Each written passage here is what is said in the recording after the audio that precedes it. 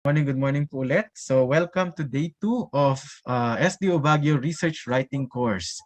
And right now we have 69 participants, and I would like to welcome also those who just came in. No, there are participants who just came in the second day because they might have missed the first day kasi for some reasons. But we still accepted participants because we believe na this will really help sa atin pong research writing, no? So welcome po. Kaway-kaway naman po tayo dyan. Pa-thumbs up naman po kung ready na po tayo for this day. Okay na po ba tayo? Yes, I see 1 thumbs up, 4, 5, wow, 6. Okay, so medyo maraming nag-thumbs up. Okay, konti pa lang pala, wala pang 10%. Ayan, 10 na sila.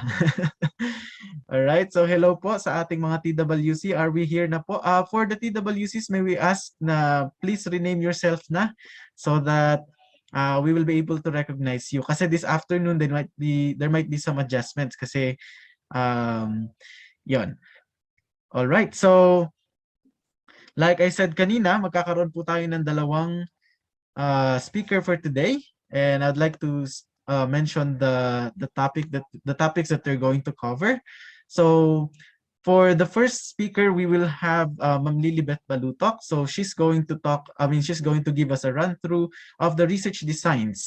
Yan, for qualitative, quantitative, and mixed methods. So expect po natin yan, no? So sa mga nalilito pa po about research designs, yan, mabibigyan po tayo ng guide for today.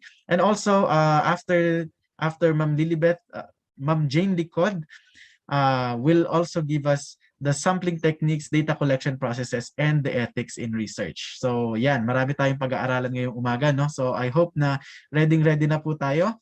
So kung ready na po tayo, can I see some of the participants muna? Please turn on your camera. Ayan, para maging engaging, no?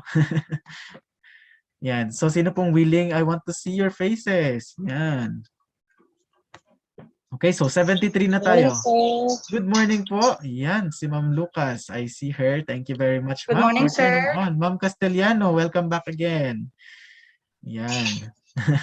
Ma'am Gemma. Hello po.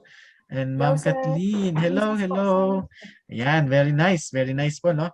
And by the way po, pag may mga members po dito na hinihingan po natin ng birth abstract mula kagabi, no? So, follow up lang po, baka nandito sila. Nag-deadline po kasi today sa region. So, binigyan lang tayo ng extension. Anyway, so before we start, I'd like to ask Ma'am Lilibet, are we all right na po? Oh, yes. Okay, thank you very much, ma'am. Okay. But before Ma'am Lilibet, I'd like to give you muna kung ano ang mangyayari. So after the talk of Ma'am Lilibet, diretso na po tayo. After niya, magkakaroon lang tayo ng break, and then susunod na po diyan si Ma'am Jane. After na ni Ma'am Jane, yun na po, magkakaroon na tayo ng breakout session. So I'm not sure kung matatapos ni Ma'am Jane ng morning, but pwede siya mag-extend hanggang 2 p.m. So okay lang po yan.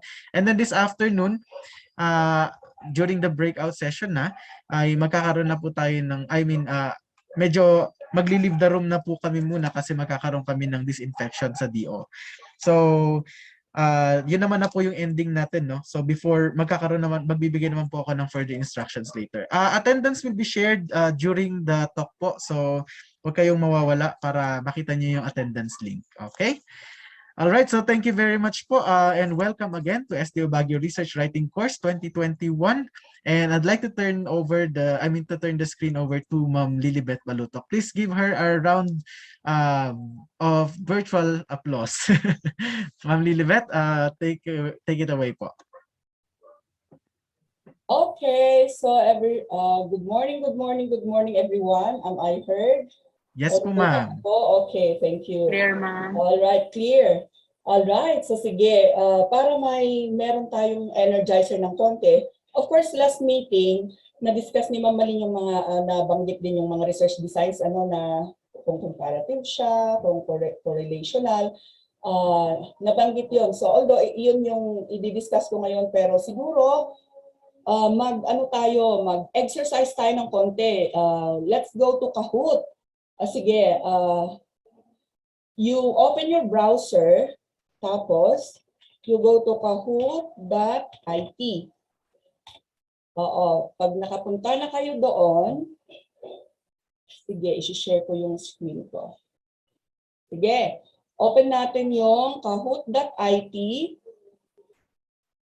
Share screen. Ayun. Okay, sige. I-open natin yung browser natin sa kahoot.it. Tapos, maglalaro tayo. Teka, i-generate natin yung, yung game pin. Yan. Get ready to join. Ayan.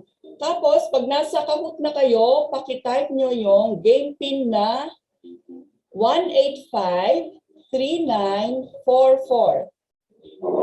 Again, punta kayo sa kahoot.it, open it in another browser, minimize muna ninyo yung screen nyo and then go to kahoot.it. Oh, may nakapasok na si James. Si Hazel, andyan na siya. Tapos type nyo ang 1853944.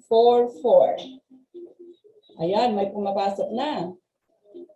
Okay, dami. Pumapasok na. So, ilan na? May 9 na. Ems, ZTB, si Miles, si G, si Research, si Lux, si Cathy Ngalog, si Chuiwan Bain, si Hazel, si James.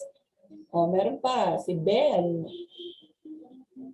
Hides, Belia, Ben. Okay, pasok pa. Bago tayo mag-start, Sige. Pasok-pasok muna tayo. Sige, again, open your browser sa kahoot.it. Paki-minimize yung screen nyo. And then, type nyo yung game pin natin, which is 1853944. Ayan, pumapasok na sila. Sige pa, pasok pa. Nakapasok na yung mga iba. May 17 players na tayo. Sige, what about yung mga the rest? Bago tayo mag-start sa game. Pasok-pasok. Si Meho, nakapasok na rin. Sige, pasok pa.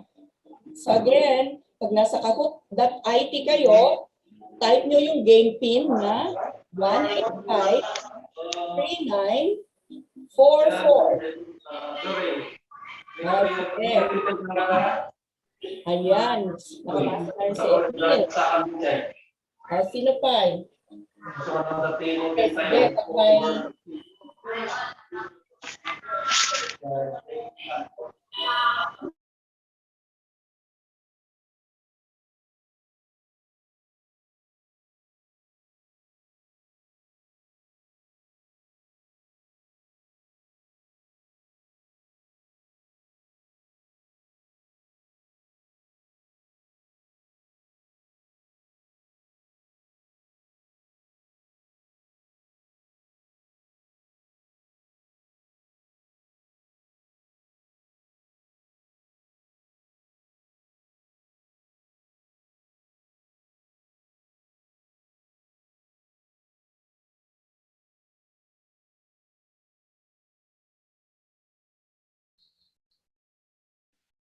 Hello, Ma'am Lilibet. Nakamute. Nakamute ka po, Ma'am.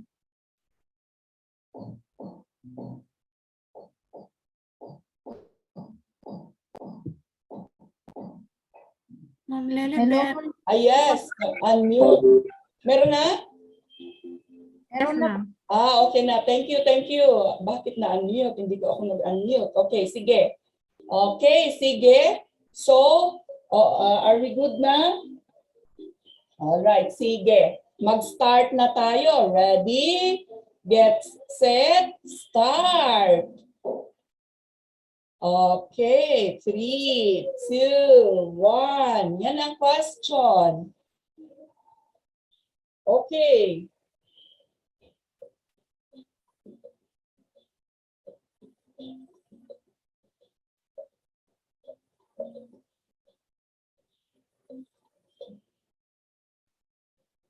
Ayan. So, may mga nakasagot. Sige, next question tayo. Ayan si Sherry. Okay, next.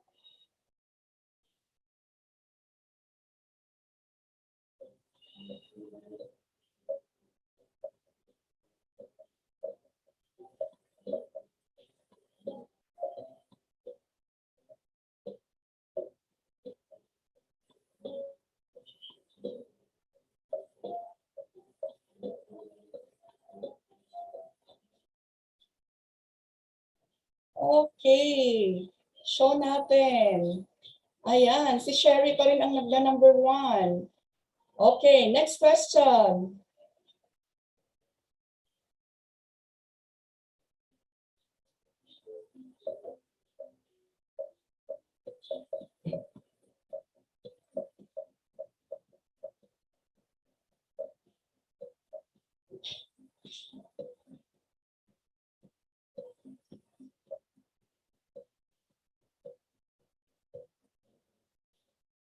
Okay, next.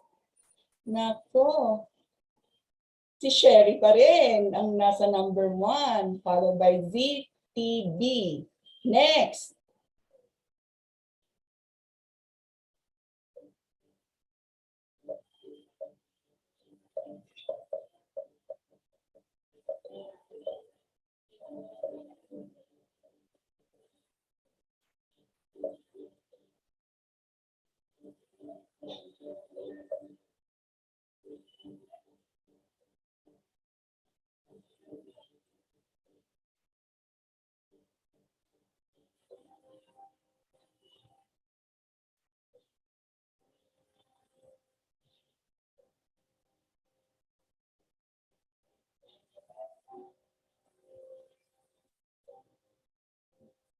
Ba't parang matagal?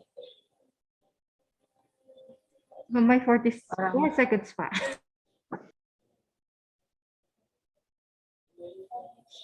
Okay. O masyadong matagal na na. Kaya nag-move ako. Okay, sige. O, next question. Design using focus of the studies exploring an in-depth issue. Go.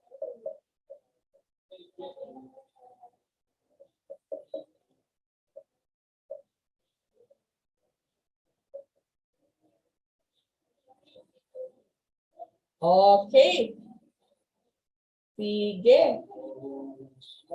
Ayan. So, sa scoreboard, naku, hindi nagbabago yung pan. O sige, next question.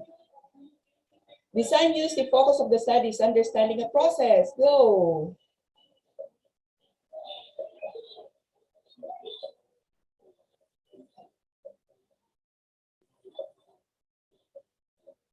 Okay. Oh.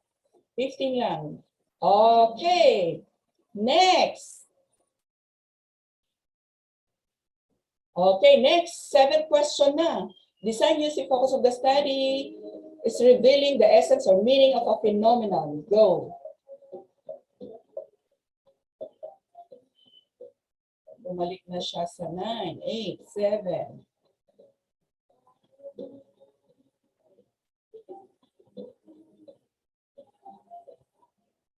Okay. So, ayan, hindi pa rin nagbabago. Next question. T-test is used as a statistical tool in this research design.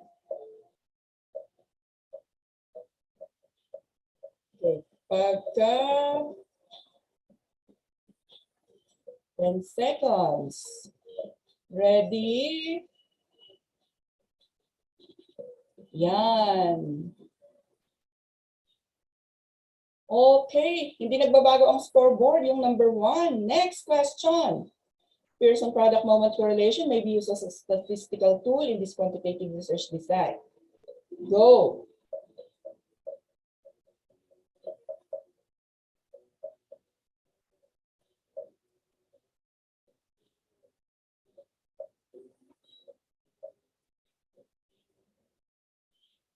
Okay. Sige. And the last question. Story is presented through generalization. 10 seconds lang. Okay. Sige, tignan natin kung sinong nanalo. Okay, so sino ang third? Si G. Second, si Emil. And first, 9 out of 10 is si Sherry. Okay, so congratulations kay first si Sherry, second si Emil, and then third si G. Palakpakan natin sila. Okay, let's give them a virtual clap. Tignan nyo yung reactions sa baba. Go to reactions and then ano natin? Clap, clap, clap, clap, clap, clap. O, sige nga, tignan natin. Okay, let's clap for them. Okay, so congratulations sa mga nanalo at congratulations sa mga nag-participate. Congratulations din sa lahat-lahat sa atin. Okay, so simulan na natin ang research design.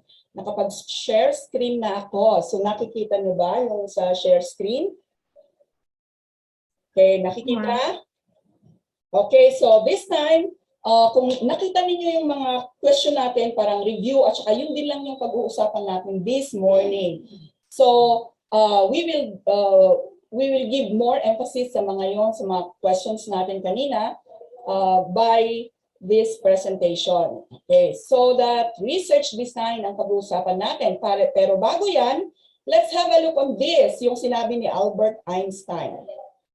If we knew what it was we were doing, it would not be called research, would it? O, diba? So, don't you worry. Pag hindi natin alam ang ginagawa natin, that is research. Okay, so lahat tayo magre-research kasi kung sasabihin natin hindi natin alam, that's research, kaya alamin natin. That is according to Albert Einstein. Okay, so by the way, as a start, pag sinabi nating research design, ito yung framework ng research methods and techniques chosen by a researcher. So, design yon. So, it allows us to hold the research method. So, ano kayang gagamitin? So, design and method goes together. So, yung design of a research explains the type of research at saka kung ano yung subtype niya. So, mamaya, tignan natin, mag-exercise tayo dun sa mga research questions kung anong research, kung if that is the research question, ano kaya ang magiging research design mo or yung methodology na gagamitin. So the type of research problem will determine the research design and not vice versa. Okay, so pag nag-iisip tayo kung ano ang research natin, yung question will lead us to the design that we are going to make use. So nabanggit din ni Ma'am Malim yun nung last doon sa Pakay, I think. Okay, sige. Pero ano nga ba ang characteristics ng research design?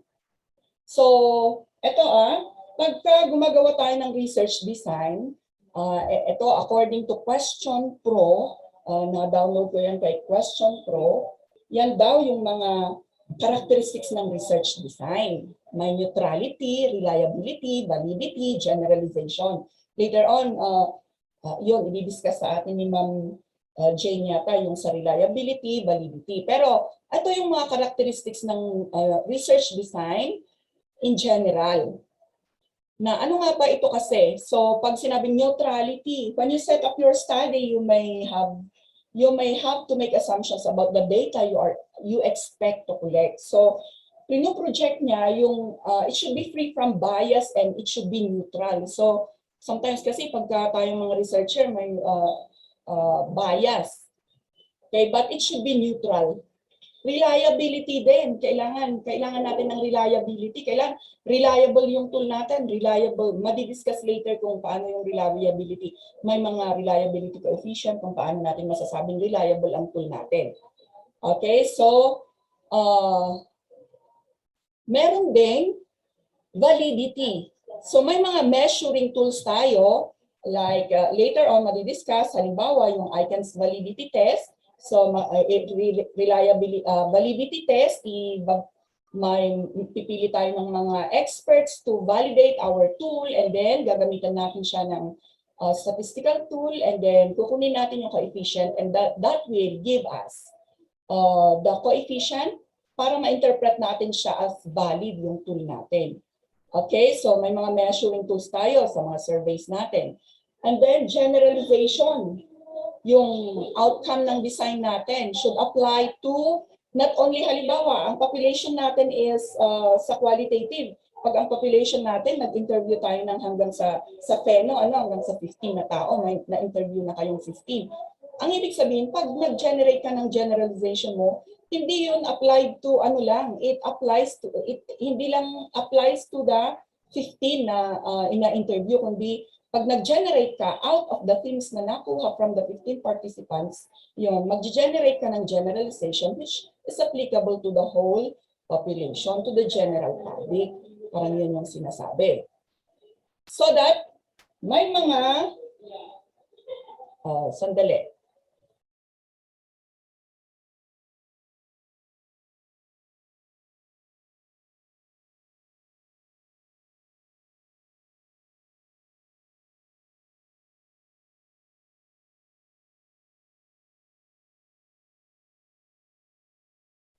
Sige, pinahina ko lang yung music sa kabila kasi. Okay, so we will walk through, kagaya ng sabi kanina, i-walk through natin yung mga design sa quantitative, sa mixed methods, sa ano pa yun? Ayan. So that, ano ba kasing itong quantitative? Pag sinabi natin quantitative is yung systematic investigation by gathering quantifiable data. So pag mahilig tayo sa quantity, pag sinabi natin quantity, it deals with numbers. So pag may number yan, quantitative research siya. Okay, so that it entails, of course, pag may number yan, may mathematical statistical tool, gagamitan siya ng, magko-compute tayo ng t-test, magko-compute tayo ng mean, gano'n. So quantitative research collects information from existing, wait, sandali ha. Okay. Existing and potential customers using sampling methods. So later, madidiscuss yung mga sampling methods natin. Okay? So that, ito yung kahot natin kanina, ito yung nabanggit ni Ma'am Malin, na kung ano yung basic guidelines in determining quantitative research designs. So sabi last time, kung nagdi-describe tayo, comparative, if you want to know the difference of variables. So meron tayong variables. One variable is the performance, one variable is the attitude. So we're going to see the difference of the two variables. That is descriptive, comparative. If we want to know naman yung relationship, is there a correlation or is there a relationship between the two variables? Halimbawa, yung mathematical anxiety at saka sa math kasi ako. So, may relationship ba ang math anxiety doon sa performance ni bata? So yung dalawang variable, if we want to know the relationship, so we will go to descriptive correlation or descriptive predictive if you want to know the values or the ranks of each predictor. Ito yung mga factors, may age, may sex or gender, may ang dami-daming or may interest, ganon. So yun yung mga predictors of learning. Now, of the predictors, ano yung value or rank of each predictor, factor ba yon or sa mga factors na yon alin ang predictor na value para dun sa performance ng bata, for example. So, let us try to have, okay, let's try this. May mga questions. Sabi natin kanina, yung mga research questions will determine kung ano yung klase ng design or methodology or kung ano ang gagamitin nating methodology or ano yung gagamitin nating design sa research natin. So, the research question will dictate, di ba? So, kagaya niyan, for example, sige, may request the participants, kagaya nito, i-determine nga natin if what type of question is this? Will this lead us to a descriptive research? Is this a descriptive research design or descriptive? Or is this question a descriptive comparative? Are we comparing two variables? Or is this research question a descriptive predictive? Or is this research question a descriptive correlational? Okay, sige nga. Let's use our chat box. Sige, tingnan ko, nakikita ko ba yung chat box? Tingnan natin yung, may mga sumasagot na. Okay, tingnan natin, may nagsasabi si Ma'am Datic, descriptive comparative daw. What about the rest? What is the level of performance of pupils before and after the implementation of strategic intervention materials? So ano sa palagay natin? Paki-type sa chat box. I want to see, si Ma'am Datik lang ang may kon. Ang sabi ni Ma'am Datik, descriptive comparative daw. What about the others? Descriptive comparative ba to? Or descriptive predictive? Or descriptive correlation? Or descriptive lang siya? Isa lang. Paki-type sa chat box kung ano yung sagot nyo. Isa lang yung nakikita kong sagot. Ayan, si Jomalyn, descriptive correlation daw. Sino pa? Sino pa ang may sagot? Descriptive correlation? Sige, sabi ni Ma'am Ngalog, descriptive daw. Sige, tignan natin. Alright, sige, gamitin natin yung chat box ha. Okay, tingnan natin. So, it is descriptive. So, this kind of question is a descriptive. Descriptive siya in such a way. Take note, by the way, pag descriptive question siya, or descriptive research question, dinidescribe niya. So, ano ba itong mga descriptive questions? Pagka sinasagot, under quantitative under quantitative study, pagka sinasagot ng mean, standard deviation, ng rank, or usually mean ang pinaka number one. Pag sinagot ni mean yung question, that is a descriptive research question. So it will lead you to a descriptive. So kung yan lang yung research question mo, ang ibig sabihin descriptive ka. So anong design mo? Descriptive research ka. Kasi descriptive lang yung question. If that is only the question that you are going to find out. So gusto mo malaman lang yung level ng performance before and after the implementation of strategic intervention materials. So yun lang yung gusto mong malaman. So it is descriptive. It is answerable by masasagot ni mean. So pag sinagot ni mean yan, descriptive lang siya. Okay, let's try another. Sige, let's use the chat box. What about this question? Is there a significant difference in the level of performance of the pupils before and after the implementation of strategic intervention materials? Okay, this time na, ano sa palagay nyo ang research question na to? Descriptive. Kanina, descriptive lang siya kasi sinasagot sa mean. Pero ito, ang tanong, medyo na iba. Hindi siya level of performance. Pag level of performance, sinagot ni mean, it is descriptive. What about ito? Is there a significant difference in the level of performance of pupils before and after the implementation of strategic intervention materials? Take note, doon sa research question, meron na siyang tinanong na, is there a significant difference? Pag may mga is there a significant relationship, is there a significant difference? Pag nakita natin yung word na significance, that will now entail na ito ay inferential question. Pagka inferential question siya, meaning sinasagot siya, kakailangan gagamitan natin siya ng inferential statistical tool, kagaya ng mga, ano ba yung mga inferential, gagamitan natin siya ng statistical tool, kagaya ni t-test, person product, regression, ANOVA, MANOVA, yung mga ganun, statistical tool. Pagka ganyan, pag significant difference, di ba yung quiz natin, pag significant difference, paki-type sa chat box, ano ang research design na gagamitin or research methodology, anong klaseng research question ito? So, gaya ng sabi ko kanina, hindi na lang niya dinidescribe si mean, pero ito na yung tinatawag na it will be described and it will be gagamitin natin ng inferential statistics, that is statistical tool. Pagka ganito na, is there a significant difference? Yan na, lalabas na si, ano yung quiz natin sa Kahoot? Yung sinabi kahapon, pag ginagamitan natin siya, yung significant difference, meaning to say, pag kinukuha natin si significant difference, kinukompare natin yung dalawang mean ng dalawang group. So, sabi ni Ma'am Datik, descriptive comparative. May nagsabing descriptive correlation. Ano pa? Paki-type sa chat box. Okay, sige, tignan natin. So, descriptive comparative siya. So, bakit siya descriptive comparative? Kasi, kinukuha natin yung difference is there a significant difference in the level of performance before and after the implementation of SIM? So we're going to compare the two means of the two groups to descriptive comparative siya. Okay, so let's move on. Let's try another question. Sige, mag-type lang tayo sa chat box. Okay, what about this?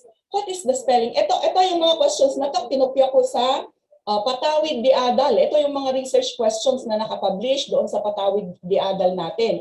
The Patawid di Adal is the SDO Research Journal. Meron tayong research journal na ang title is Patawid di Adal. Yung mga questions, research questions na to, kinopya ko doon sa Patawid di Adal.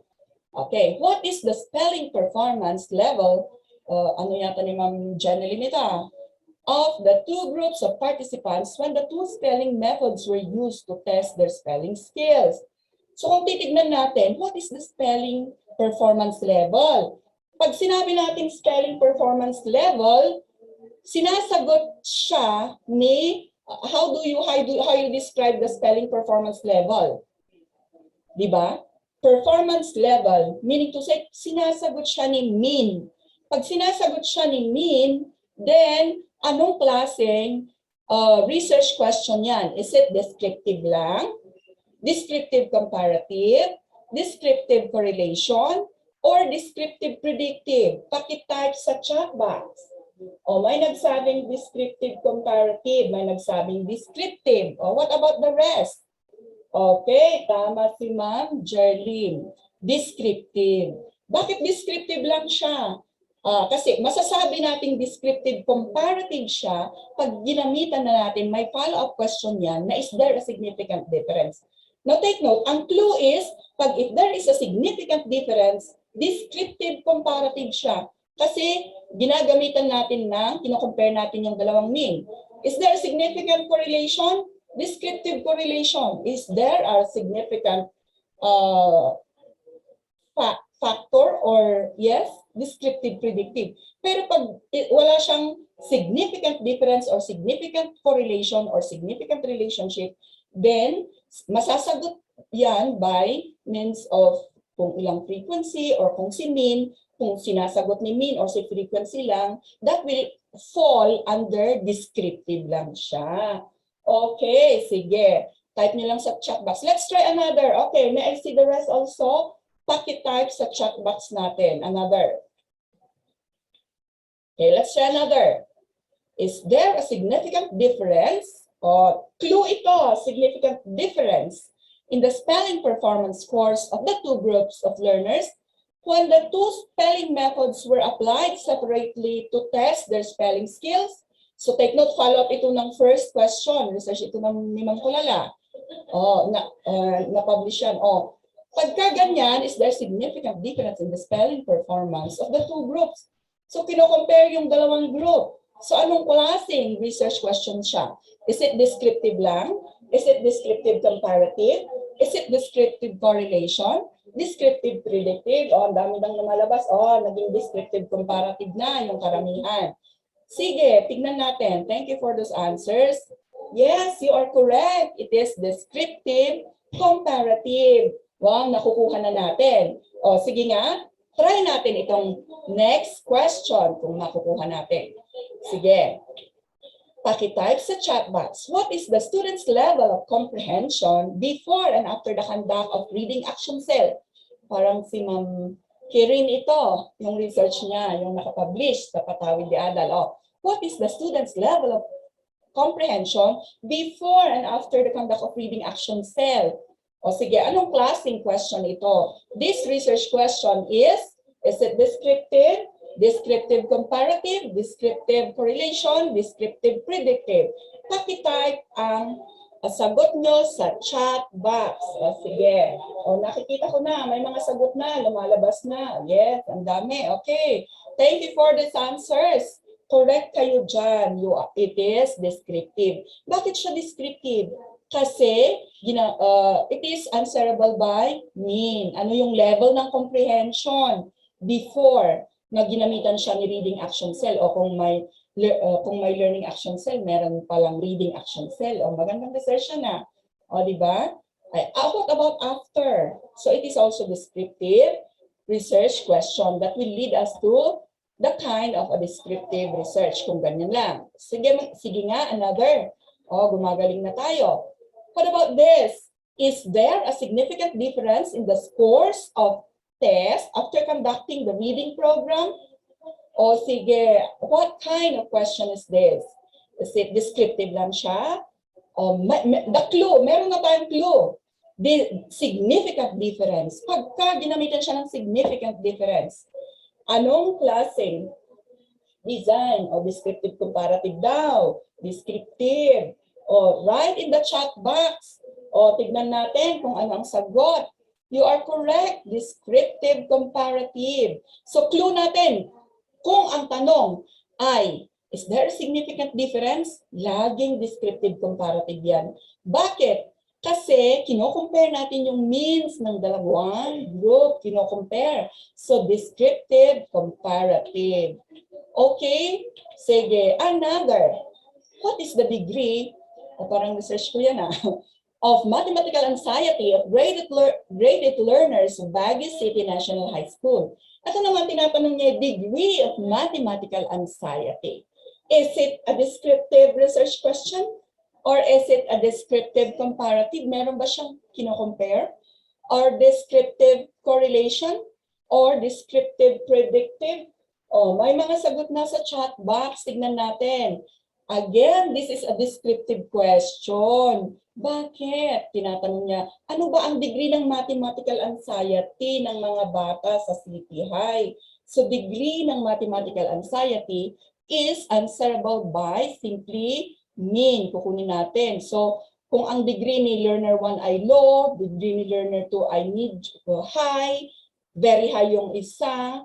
So, pag kukunin natin yung degree ng mathematical anxiety ng 60 learners sa isang section, then kukunin natin si mean so that we can now therefore conclude na doon sa isang section, ang nakuha nating mean ay low. So, ang ibig sabihin, we conclude na low ang mathematical anxiety ng the whole section. Or kung ang nakuha natin ay high, may numbers yan, of course. Pag ang interpretation ni mean is very high, meaning, very high ang mathematical anxiety ng section na yon. So, descriptive lang siya. Bakit? Sinagot by mean. O sige, another. Sige, what is the level of academic performance of grade 8 learners of Baguio City National High School?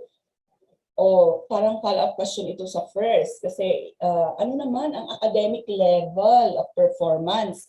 Paano natin mini-measure si academic level? O di ba kukunin natin si average or the mean? So anong klaseng research question ito? So is it descriptive? Paki-type sa chat box. O may nag-type na descriptive, descriptive, descriptive. Or descriptive comparative, or descriptive correlation, or descriptive predictive. Thank you sa mga sagot. Descriptive, tama kayo dyan. Okay, sige pa para mahasa. Ito naman, may clue na tayo dito. Significant correlation. Very obvious yata. O, paki-type sa chat box. Anong sagot? Is there a significant correlation between the degree of mathematical anxiety and level of academic performance of graded learners of Baguio City National High School? So, this research question will lead us to descriptive, descriptive comparative, descriptive correlation. Oh, yan, descriptive correlation daw. Yes, thank you for those answers. You are correct. It is descriptive correlation. Very obvious dun sa tanong. O, sige nga, ito. What is the level of predictors in improving the note reading skills? Oh, yung research ni Ma'am Chan ito sa patawid di adult, such as age, attendance, interest, and attitudes of grade 6 pupils of Apolinario M. Mabini School. Okay, so ano ang sagot? Paki-type sa chat box. Oh, yan, may lumalabas na ng mga sagot. So ang sagot ay, medyo nalito tayo, descriptive pa rin siya kasi wala pa naman yung significant, wala pa naman yung clue natin na is there a significant, o di ba? Kaya kung ganon, descriptive pa rin siya. Kasi kung titignan mo, it is still answerable by simply mean. Okay. What about ito? meron na siyang significant difference ulit. So is there significant contribution of each predictor in the note-reading skills of the pupils? So anong klaseng research questions siya? So, pakitype sa chat box. Is it descriptive? Descriptive predictive? Is it descriptive comparative? Is it descriptive correlation? O yan, may mga sumasagot na. Significant contribution. So sabi natin, pag descriptive comparative, that is descriptive significant difference. Ito, significant contribution siya. So ano nga ron siya? O, kasi pag descriptive comparative, what is the significant difference?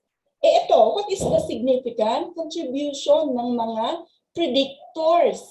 So, it will be, pakitype sa chat box. So, wala pa akong nakikitang lumabas na sagot na tama. Ayun, si Ma'am Belia, descriptive predictive daw. And you are correct, Ma'am Belia. Kasi, is there significant contribution of each predictor? So, kanina parang follow-up question kasi ito nung first na research question. Okay, what about this? Okay, tapos na.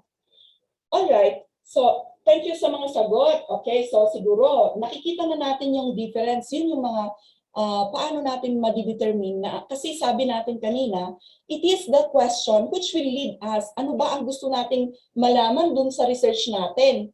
So pag kino-compare natin yung dalawang means ng two groups, then descriptive comparative siya. So kung ano yung gusto nating malaman, nakikita natin dito na kung ano yung gusto nating malaman, that will lead us to the design that we are going to use in our research. So hindi yung design ang magdidictate ng research question. Parang kung ano yung gusto mong malaman sa research mo, that will lead you to the design that you're going to use, to the methods that you're going to use.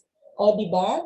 So ito, so pag sinabi natin descriptive comparative research design siya, yun, kino-consider natin yung two variables and establishes a formal procedure to compare and conclude that one is, ayun, so parang usually sa mga research na ganito, pag descriptive comparative, meron tayong tinatawag na karamihan, we will call our research as causal comparative or quasi-experimental research design. Bakit quasi? Bakit hindi experimental? Kasi later on, siguro madidiscuss pa further doon sa discussion ng mga statistical tools na pag true experiment research design, ginagamit yan kasi sa mga clinical researches.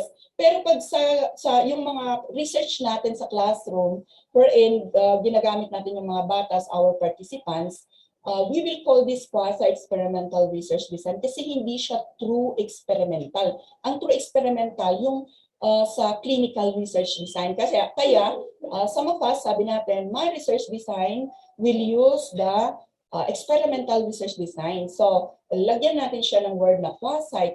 Paano ba yung English, paano ba i-pronounce yung quasi? Quasi. Hindi ko ngayon alam. Sino speak English dito? Tama ba yung pronunciation ko? Quasi or quasi? Or whatever. Sinong English dyan? Kindly correct me. Paano natin ito Ma'am Lilibeth, Yes, ma'am. sabi nila, they call it, di ba, Likert scale. Yung Likert na alam natin, Likert scale. Pero sa quasi naman, they say also quasi. Quasi. Okay, yung Likert is, how do we pronounce it, ma'am? Likert siya, ma'am, Likert. Okay. Kasi nung una, di ba, ang alam Likert, yeah. Likert, yes. So, yes. Thank you, Ma'am Jane. O, di ba? Yan ang Yes, kagandahan. ma'am. May English ano tayo. So, we will stay Likert. Kasi mamaya, mababanggit ko din si Likert. Baka Likert kung kunakto. So, it's quasi. Oh, thank you, Ma'am Jane. It's quasi experimental research design. So, it attempts to establish cause and effect relationships among variables. So, similar siya sa true experiments, pero hindi true experiment. But with some key differences, may mga variables na dapat isa-satisfy para masabi natin true experimental yan. So, ayan. Okay?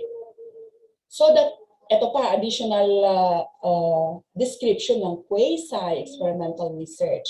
So it depends mainly on the factor of the comparison. So, we will use Yon, may cause and effect. Sa pag-causal comparative yan, sa quasi naman, restricted to statistical analysis of two variables but extends to analyzing how various variables or groups change under the influence of some changes. So, sige. Alright, example na to. Okay, to give us an overview, siguro parang magpipresent ako ng research ko. So, gano'n. So again, this is an example of a descriptive comparative research design. Pero particularly, masasabi natin itong descriptive comparative. Why? In this research, ito yung first na napublish sa Patawid Adal na research ko. Ito yung, this is an example of descriptive comparative research. Pero masasabi din natin na as a subtype is quasi-experimental siya. Why quasi? Kasi nag-experiment ako using two groups. We have what we call, yung title of my research is Operation Skills Using Strategic Intervention Material. Ito yung question. What is the pretest scores of the experimental and control groups before the implementation of strategic intervention material? Pero itong research na to, gas-gas na to, pag sa ngayon, huwag sing-sing kasi noong una kasi ito, noong araw. O sige, so kung titignan natin, so this is a descriptive question. Yung first is descriptive question. The second is, what is the post-test scores of the experimental and control groups after the implementation of strategic intervention material? So, sinasagot pa rin ni Min. So, it is a descriptive question. Pero sa third question, is there a significant difference in the post-test scores of students in the experimental and control groups after implementation of strategic intervention materials? So, anong research design ito? Usually, yung third question or the second question, kasi pwedeng mag-combine yung research question number 1 and 2, doon i-dictate kung anong klaseng research design ang gagamitin natin. So, usually, pagka nag-stop lang ako doon sa research question 1 and 2, normally, ang research ko is just a descriptive research. Why descriptive research? Kasi dinidescribe lang niya kung ano yung pre-test and post-test mean or score ng mga bata nung before na ginamit nila doon sa experimental and control group ko, nung bago nila ginamit yung SIM at after nilang ginamit yung SIM. Pag nag-stop ako doon, my research would fall under descriptive research lang kasi dinidescribe lang niya.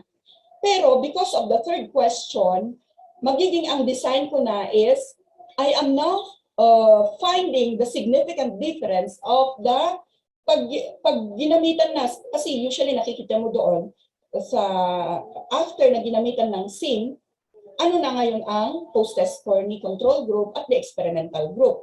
Kaya experimental research design siya, pero hindi ko siya tatawagin experimental research design. Kasi hindi siya true experiment. I will use the quasi-experimental research design. Pero it falls under descriptive comparative. Why? Dinidescribe ko yung mean ng two groups, that is the control group and the experimental group. So in this design, so although i-discuss yung sampling, pero ito na, ituloy-tuloy ko na, parang nag-represent na ako ng research. So, yung sampling ko is 100 participants from the two regular sections of grade 8 students from Baguio City National High School were purposely, because I'm handling 5 sections.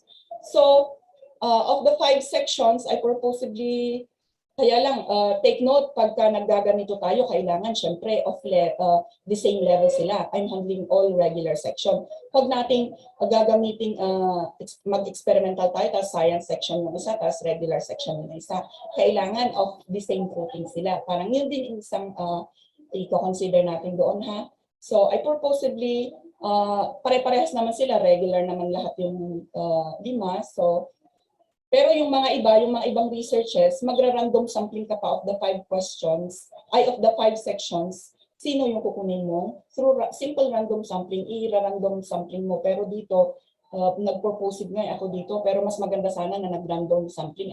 Pero tapos na kasi. Okay, so yung isang section na may 50 students are composed of the control group. At yung isa naman, yung control group, sila yung gumamit ng traditional traditional method, that is, nag-lecture lang ako. The usual way. And then yung isa naman, gumamit ng scene. Okay, yung isang section. Tapos, ano yung tool ko na ginamit? Madi-discuss further yung later. So, it is a teacher-made test composed of 60 items on the application of the 4 fundamental operations of integers, which was subjected to validity and reliability test. Yun yung di-discuss later sa further topic kung paano natin i-reliability and i-validity test yung mga tools na ginagamit natin. So, ito na, nagpipresent na ako ng research ko, parang research conference ito. So, doon sa analysis of data ko, syempre, mean. Mean, ang ginamit ko para ma-describe yung pre-test and post-test. So, yan yung interpretation. Pag ang mean, ang nakuha ko ay 48.51 to 60, very high ang interpretation. Yan yung Likert scale. So, ginamitan ko siya ng Likert scale, a 5-point Likert scale. So, hindi pala Likert, yung Likert, sabi ni Ma'am Jane. So that pag ang score naman, ang mean ay 36.51 to 48.50, that is high ang interpretation. So, meron ding rules sa paggawa ng mga Likert na yan. So, if it is a 5-point Likert scale, 4-point Likert scale, so ginamitan ko siya in here, 5-point Likert scale. So that, nakuha ko ngayon yung mean. So that ano yung ginamit ko? Independent samples t-test was used to find the significant difference. So, yun, pag significant difference, significant correlation, significant predictive, the clue is there a significant difference? Is there a significant correlation? Yung mga ganun na terms, ang clue natin para masasabi natin ang design mo ay predictive or comparative or correlational. That is sa quantitative tayo, ha? Okay. And then, so, yan, tinodo-todo ko na, nag-research, nag-presenter talaga ako dito. So, yung research question ko is, ayan, what is the pretest score? So, ano yung analysis of data? Siyempre, sinagot siya ni Min. So, number 1 is a descriptive question. Sinagot ni Min. So, ang result ko is, ano yung pretest result ni experimental and control group? Si experimental ay average, ang interpretation basing from the mean. Si control group naman ay average. So average silang parehas before na gumamit ako ng SIM. Pero nung after na gumamit na ako ng SIM, ano na ngayon naging result niya? Research question number 2. Research question number 2 is analyzed by mean. Tapos, si experimental, naging very high ang interpretation. Si control group naman, average. So from the mean alone, masasabi ko na, wow, parang mas mataas yung under experimental group. So effective yung 5 talaga. Pero, take note, basing from the mean, pag descriptive research lang yan kasi, pwedeng mag-e-end na dyan kasi, may in-interpret mo na siya, effective na si mean. Effective na si SIM kasi mas mataas si experimental group. Hindi pa rin natin masasabi, we cannot conclude. Pag ganito ang research natin na nag-end tayo sa research question number 2 at descriptive lang siya, hindi natin masasabing effective si SIM based from the mean. Kailangan parang may attorney ngay tayo na magsasabing, i-attorney na dayto. So timangi attorney ijay, iso ni research question number 3, which will now answer, is there a significant difference? So oo nga, mas mataas si experimental sa mean, mas mababa kasi si control group is average lang. Pero masasabi ba natin, is it enough to say that the mean, is it enough to say na effective siya based from the mean? Hindi, kulang. Kaya kailangan natin si attorney, kailangan nating iti-test siya. We go to inferential statistics at gagamitin siya ng inferential statistical tool, kagaya ni t-test. Ano yung under descriptive comparative, ano yung mga gagamitin, yung mga descriptive comparative, if data is normal, madi-discuss yan later, is t-test. It's either independent samples t-test pag 1 group, pag 2 groups, dependent samples t-test pag 1 group lang siya, or pag mas maraming group, pwedeng ANOVA, MANOVA, ano ba yan, o diba? So, gagamitin natin siya ng ganyan, pag mga t-test. Pagka naman, assuming na yung data is not normal, hindi siya normal curve. Sa graduate studies natin, di ba, pinapag-aral natin yung normal curve. Pag hindi siya normal curve, meaning both extremes, nangyayari ito pagka ang study mo nga is nangyayari pagka both extremes nga naglailain din sa obing tapos awan po zero knowledge yung may dagday na dumamot. Nagiging hindi extremes ang mga scores nila. Agpapritas ka dati perfect tapos may zero naman. So kumbaga extremes. Kaya pag kinuha mo yung mean mo, medyo hindi normal yung data. Yun yung example kung saan hindi nagiging normal yung data. Pag hindi normal yung data, gagamitan natin siya ng katapat ni t-test, ng mandate niyo, parang ganon. So, madidiscuss yan sa mga statistical tools. Okay? Pero parang pahapyaw lang ito, parang kasi nagpipresent nga ako ng research, di ba? Okay, so makikita natin doon yung back to yung significant difference pagka gagamitan natin siya ng t-test or independent samples t-test, paired samples t-test. So ang nakuha ko is at 5% level of significance. It is significant. So pag p-value, significant siya pagka mas mababa. Pero pagka t-test yung mano-mano na magko-compute tayo dun sa t-test talaga, yung formula ng t-test, pag mas mataas yung p-computed value, then it is significant. Pero pagka gagamitan natin siya, yun na naman dun sa statistical tool. Pag mas mababa, lower yung value, pag yan 0.00 at 1% level of significance or 5% level of significance, usually sa mga educational researches natin, 5% level of significance. Kasi pagka 1% na, yun yung mga sa clinical researches na ang mga yun. Kailangan 99% talaga kasi. Pero dito at 95% level, pwede na yun. So, significant siya. Ang ibig sabihin, diin niya turniak, binalidate ni t-test na talagang, yes, yung interpretation ng mean na mas mataas sa experimental is yes, sabi ni t-test. It is significant. So therefore, pwede na akong mag-conclude na yes, effective talaga ang paggamit ng SIM. Pero hindi naman natin sasabihin hindi effective yung pagle-lecture or the traditional method. Kasi kung titignan natin, tumaas din naman yung average, tumaas din naman yung mean niya. So hindi natin sasabihin walang effect or hindi siya effective. Parang sasabihin lang natin na yes, parang nagiging mas effective lang yung paggamit ng SIM kasi mas tumaas yung performance ng mga bata nung ginamitan natin siya ng SIM. At gaya ng sabi ko, we will not stop sa research question number 2 na it's not enough. Pagka ang mean niya ay mas mataas na, it's not enough to say na effective na yung strategy natin. Kailangan natin siyang gamitan ng inferential statistics that is using t-test para sasabihin natin, yes, statistically proven na talagang data will tell, numbers will tell na talagang mas mataas and it is significant to say na effective si SIM. Yun ang gamit ni significant difference. Okay, so isa na yon na research design, di ba? So may example pa. Next, what about if punta tayo dito sa correlational research design. Ano naman itong correlational research design? So, diba? So, in this type of design, pagka ang relationship naman, ang kinukuha natin ay yun, correlational research design ang gagamitin natin. So, of the two variables, ganang sabi ko kanina, ang two variables natin, ang isang variable natin is yung performance ni bata. Ang isang variable is yung mathematical anxiety. Meron bang relasyon or may correlation ba ang pag may mathematical anxiety, pag mataas yung mathematical anxiety mo doon sa performance mo? So, meron bang relasyon? Pagka yung mga ganong klase ang research natin, ang tawag sa kanya ay correlational research design ang gagamitin natin. So, it is non-experimental actually. Hindi kagaya kanina, di ba? Nag-experiment tayo, may control group tayo, meron tayong experimental group. So, ito, hindi tayo magko-control group kaya at experimental group, kaya hindi siya non-experimental research technique ito.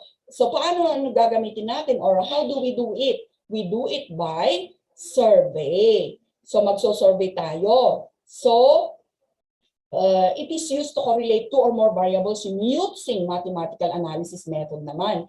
So, pag pagpunta natin sa yung statistical tool, makikita natin kung ano yung mga statistical tool na gagamitin natin dito. Kagaya ng mga person product moment R, yung mga ano ba yun?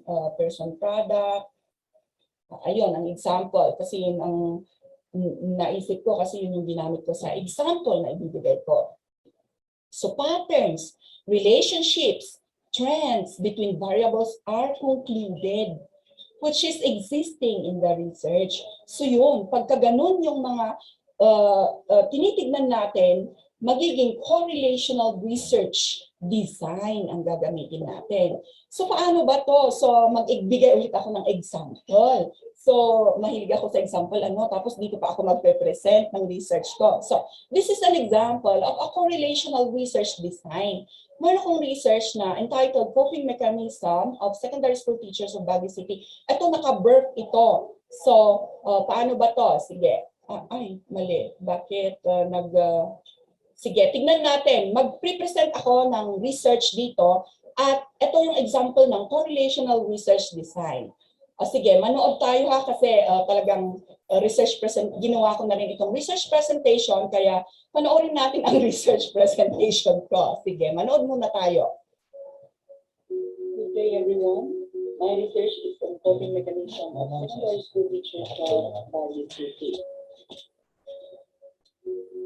During the time when I was conceptualizing this research, there were rise of reports of teachers suicide in DepEd, which is trending in social media. This trending issue and concern in DepEd ignited my interest to study the level of coping mechanisms of teachers in the school division of Baguio City. I hope that results may contribute to the recommendation regarding mental health support system and assistance that may be extended to teachers when they are suffering anxiety, depression, and the like because of stressful conditions. For the literature review, with regards to occupational stress, multiple research studies have identified teaching as a high-stress occupation. Results from these studies conclude that between 19.9% and 13.7% of teachers reported feeling their job was either stressful or extremely stressful. One specific survey of secondary teachers reported more than 30% respondents rate of their occupational stress level as extremely stressful. For other literature, recently, Bulanyo of 2018, Aye 2016, and Prasad 2016 noted that on the level of stress and coping mechanism of teacher education or teachers, it revealed that respondents have a high level of stress with regards to school-related activities, and their coping mechanism is moderate. For the research methodology, descriptive correlation research design was employed in this study to find the significant relationship of the level of stress along working condition status of public secondary school teachers and their level of coping mechanism to stressful conditions. Out of the 20 public junior secondary schools in the schools division of Baguio City, I made use of simple random sampling to select the 7 participating schools. Of the 7 participating schools, stratified random sampling was employed to determine the sample size and age score. And I came up with 170 teachers as my respondents. Stratified sampling is a technique of dividing a population into groups called strata, and sampling is done in each stratum, so that bigger samples are taken from bigger groups, of course, and smaller samples are taken from smaller groups using proportional allocation.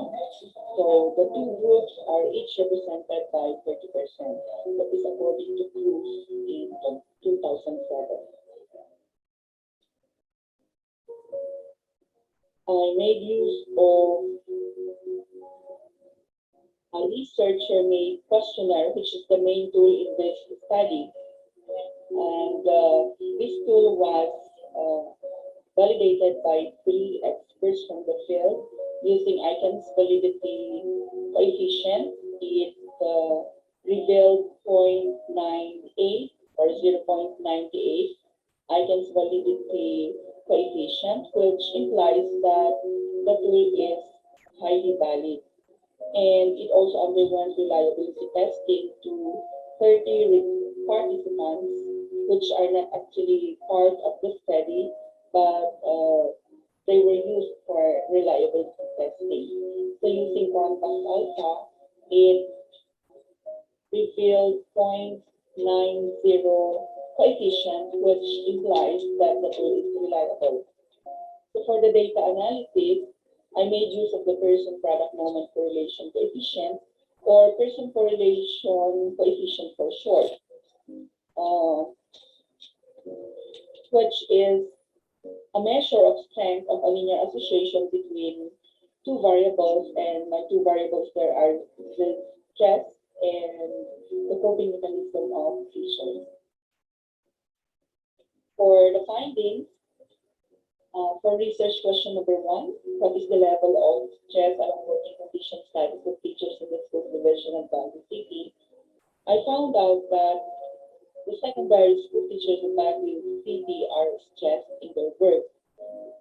They are highly stressed on overcrowded population of students inside the classroom, unbecoming attitude of learners, having a heavy teaching load, and having a limited time to prepare paperwork or forms or report, which ranks first among the different indicators.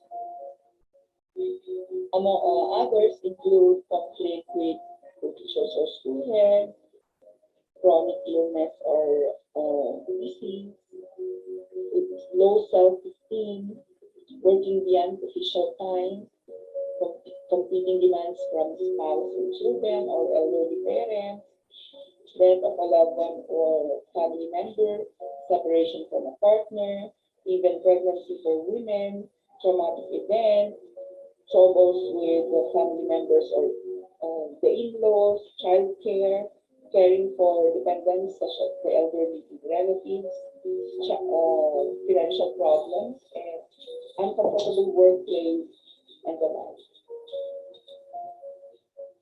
For research question number 2, what is the level of coping mechanism of secondary school teachers in the schools division of Baguio City? Research showed that the coping mechanism of secondary school teachers in Baguio City is very high, which is a very good result. And this coping mechanism includes keeping a positive attitude, having a prayer or meditation, having enough sleep and rest, which ranks first among the different indicators given. And others include setting limits appropriately, working ahead of time to minimize delay or coming on due dates, saying no to requests that would create stressful situations, being assertive instead of being aggressive, engaging in physical activities, attending church services, fellowships, and gatherings, watching or listening to inspirational talks or sermons or stories or movies, reading inspirational books or stories, having a healthy diet to improve the immune system of the body, discussing problems with the family or close friends, seeking advice from counselors or experts or other friends, having relaxation through massage or spa or going to beauty parlor for the female, going out with friends after a heavy work, rendering a community service, taking a long bath to refresh the body and mind, listening to music, watching comedy, managing time properly. So those are the coping mechanisms of teachers that were given. For research question number 3, is there a significant correlation in the stress level along working condition status of teachers and the level of coping mechanism of teachers in the schools division of Baguio City? I found out that at 5% level of significance, person product moment R revealed coefficient of 0.09, which implies that there is a positive weak correlation between stress and coping mechanism of teachers in the school division of Baguio City. Although it is weak, there is still a positive relationship between stress and coping mechanism of teachers. And the results implies that as the stress of teachers increases, the coping mechanism of teachers also increases. The results further imply that coping mechanism of teachers play a vital role in managing stress so as not to affect productivity in the workplace. And maintaining good working conditions, giving proper recognition, providing programs and activities for stress management, and maintaining good working relationship helps a lot in realizing a harmonious, safe, and good learning environment that will eventually impact positive learning outcomes. So as a conclusion, it is implied that coping mechanism of teachers matter for a healthy and productive teaching learning environment. Prioritizing teacher well-being, giving higher rates of recognition, and positive feedback are very important in the workplace. Coping is an issue that must be addressed in order to ensure that teachers can manage their levels of stress and remain high-quality educators. And of course, to allow stress of our educators to negatively impact our education system in the Department of Education. So that's for the recommendations. It is highly recommended to provide an avenue of stress management program for teachers. And this supports the Civil Service Commission Memorandum Number 8, Series 2011, on the reiteration of physical fitness programs in order to develop a healthy and alert workplace.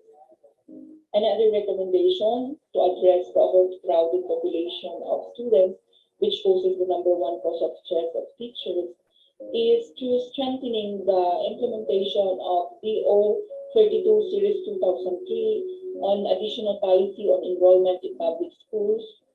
Rule 3, which stating that given resource constraints, public school may give priority preference for admission to those new entrants for residents of the locality where the school is located, provided that the reasonable ratio of student per teacher shall be observed strictly.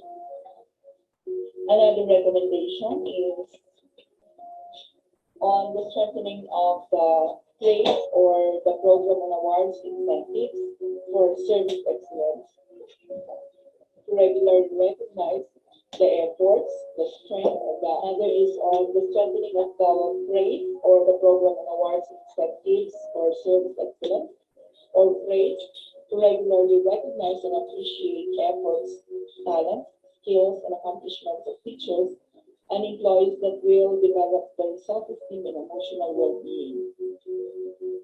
Another is also the use of constructive criticism in the workplace and to look into the physical environment of the workplace, which should not be a source of stress. Thank you, and mabuhay po tayong lahat. Okay. All right. Sige. All right. So, nakita natin doon, ano? So, nakita nyo yung sample ng correlation. So, kino-correlate or tinitingnan natin yung relationship ng stress doon sa coping mechanism ng teacher. So, that is all about the research study that I have presented. So, yun ang isang example ng isang research kung saan nagko-correlate tayo or a correlational research design. So, nag-present pa ako ng research. Okay, anyway, as an example. Okay, sige, proceed na tayo. So, yun na. Punta naman tayo, what about, let's also, hindi man natin na ano yung lahat ng research design doon sa quantitative, pero those are just samples, ano? So, walk through lang naman tayo, and then let's go naman sa qualitative. Ano naman itong qualitative? Pagka naman hindi kayo mahilig sa numbers and you do not like numbers because some others said they hate numbers, ito, maganda ito, yung qualitative research design, lalo na sa mga English, parang you can readily express yourself na parang gumagawa kayo ng mga ang dami-daming mga articles, ano, so hindi kayo magdi-discuss dito ng mga quantitative numbers. So gagamitan natin siya ng interview. So research focus on smaller samples, sabi dito. Okay. So that ito yung mga nasa Patawid di Adal. Ito na ano din, na-present din ni Ma'am Malin. Ito ano doon sa Pakay, yung Wari. Ito, ang source nito is doon sa research manual natin ng SDO Baguio. Nandito ito pag narrative study tayo, pagka ang focus natin ay narrating an interesting story. Case study naman, pag exploring an in-depth issue. And then grounded theory, pag ang focus ay understanding a process. And or phenomenology, pag i-reveal natin ang essence or meaning of a phenomenon.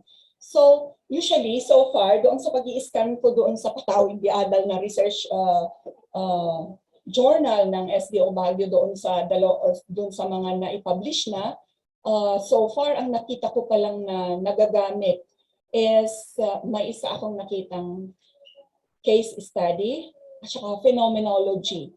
Parang wala pa sa grounded theory. Mahirap kasi ito kasi tignan naman ninyo, yung product mo is a process, a theory, so you will come up with a theory. So kung titignan natin yung mga theories na pinapag-aralan natin, yung mga constructivism theory, mga something like that, they are all products of research. So kung gusto nyo magkaroon din ng theory, papangalanan nyo ng anong klaseng theory yun, then you will come up with a grounded theory. So you will come up with a theory. So you understand the process. Ayan, tapos narrating. Meron pa, aside from this, ang dami-dami pa. If you're going to look at yung mga books under qualitative one, and then yung mga research books, hindi lang ito. But these are just sample designs na pwede natin gamitin. So, gaya ng sabi ko, wala pa akong nakikita yan. Case study, meron. Meron. Parang meron ba sa narrative study? Parang hindi ko napansin yan . So, pag sinabi natin, pag gagamitan natin siya ng Phenomenological Studies, so, examines human experiences through descriptions provided by people involved. So, in depth, madi-discuss yung design na ito doon sa later sa meron ba tayong dito sa on qualitative, pero ito yung mga common na ginagamit natin. So, yung mga respondents are asked to describe their experiences as they perceive them. So, yun ang and then they will write, but information is generally obtained through interview. So, mag-i-interview tayo. So, sa design na to, usually naman lahat sa mga qualitative studies, mag-i-interview talaga tayo. Okay. So, yung mga phenomenological studies would ask a question such as, what is it like for a mother to live with an aged child who is dying of cancer? Parang example yan. Pero pagka masyado kayong nasisway yung mga emotions niyo sa parang mahirap ito. Parang ako din, yung emotion ko dyan interview. So parang nawawalan ako sa interview pag ako nag-i-interview pagka ganyan. So depende kung ano yung type talaga natin. Kung okay tayo dito sa klase na ganito, then it's okay. It is, of course, it is very different. Ito yung mga description ng some researchers about phenomenological studies. Hindi na natin ito pasadahan lang natin. So, lived experiences. Yung mga some other books naman, wala ito sa Patawid, pero may ethnographic studies din. So, ano ito? About cultural groups, collection and analysis of data about cultural groups, ethnographic studies. So, dinescribe ni Agar in 1986 yung encountering alien words and making sense with them. So, ang ethnography means learning from people. So, mag-i-immerse tayo sa people. So, we will learn from them. So, ito, matagal itong klase pag mag-ethnographic studies, So, it can be defined as systematic process observing, detailing, describing, documenting, and analyzing the life ways of particular patterns of a culture or a subculture. So, Pagka ganito ang studies natin, baka it will take years pa. So, kaya walang gumagamit nito. Wala pa akong nakikita ng gumagamit nito kasi matagal na matagal. Tayo, pagka gusto natin, yung nakikita na natin agad yung results. Kaya bihira yung mga wala pa dito sa SDO Baguio natin angkon. Unless yung mga studies ninyo sa graduate school, ito pwede. Pero pagka so far sa mga researches submitted sa SDO Baguio, wala pa. Ayan, culture. Another is on grounded theory studies naman. Ano itong grounded theory studies? So, ang approach dito is developed by two sociologists, pero hindi na natin pag-aralan yung history niya. Pero data are collected and analyzed, and then a theory is developed on a grounded data. So the grounded theory method uses both an inductive and a deductive approach to a theory development. O mantakin mo, magde-develop ka ng theory, matatagalan ka rin dito. So wala pa akong nakikitang, wala tayong sample dito, yung mga nape-present na researches natin sa SDO Baguio. So grounded theory siya. Pero pwede nating subukan if we dare. O, di ba? So, pasadahan lang natin muna. It is more concerned with the generation rather than testing of hypothesis. O, syempre, testing hypothesis, nasa quantitative data siya. So, ayan. Aside from that, meron ding tinatawag na historical studies, historical design. So, sabi ni Lenager, hindi ko man alam mag-pronounce. Basta, basahin natin. Without the past, there is no meaning to the present. Nor can we develop a sense of ourselves as individuals and as members of groups. So, historical studies is concerned with the identification, location, evaluation, and synthesis from data from the past. So, historical research seeks not only to discover the events of the past, but to relate these past happenings to the present and to the future. So, yun yung main goal natin pagka historical studies naman tayo. Pero, mind you, matagal din itong gawin. You imagine, mangalkal ka sa mga historical documents or relics or artifacts. So, kailangan mo pa ng mga artifacts. Mahirap itong gawin kasi yung mga data, mahirap yung data gathering ng mga ito pagka-historical. Kailangan kasi authentic siya. Meron ba tayo halimbawa yung history ng kailangan makahanap tayo ng mga artifacts na authentic, na nagpapatunay talaga na ang sinasabi natin, dinidescribe natin is totoo nga. So, medyo rigorous din yung validity, reliability nito, di ba? So, hindi pwedeng kung may nakita tayo, sasabihin na natin po, kailangan mag-undergo din siya ng validity, magva-validate na, oo, tunay na itong artifacts. Kasi, examples of primary source ng historical research is ito, oral histories, pwedeng mag-interview, pero kailangan authentic din yung mga nakukuha natin from the interview. So, written records, diaries, eyewitnesses, pictorial resources, yung mga physical evidences or mga artifacts yan. Okay, so, hindi na natin i-discuss yan. Okay, so, punta naman tayo sa case studies. So, pag sinabi natin case studies, in-depth examination of people or groups of people. Okay, so it could also examine an institution, such as hospice care for the dying. For example, the case method has its rules in sociology, pero sa sociology yon. So, okay, example ito. Pero hindi na natin i-discuss in detalya yung example na yan. A nurse researcher. So that it is time consuming actually din. Kasi case study, it runs, pwedeng case study is 1 to multiple, tama? So from 1 to multiple. Okay, so in summary, yung mga na-present is Phenomenological Studies examine human experiences through the descriptions that are provided by people involved. Pag ethnographic studies naman, collects data from groups such as certain cultural group. So, ethnographers usually live with the people they are studying. So, ito, kaya sabi ko matagal ito. It may take years. Pwedeng 10 years study ito o gusto natin mag-study ng ganon.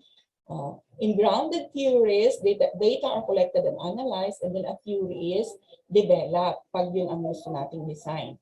And then historical naman, concern with identification, location, evaluation, and synthesis of data from the past.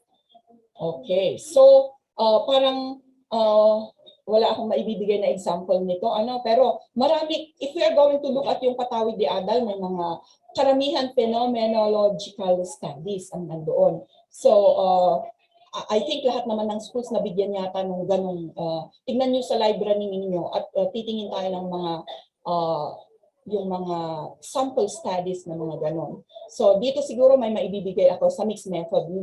Na-try ko ng mag-mixed method. Yung qualitative, itatry ko pa lang, nag-propose pa lang ako, o meron pa lang akong proposal na ginawa at tignan ko kung I will be effective sa quali. So, pero dito sa mixed method, ano naman itong mixed method? Pagka, from the word mixed method research design, syempre, imimix natin yung mga methods.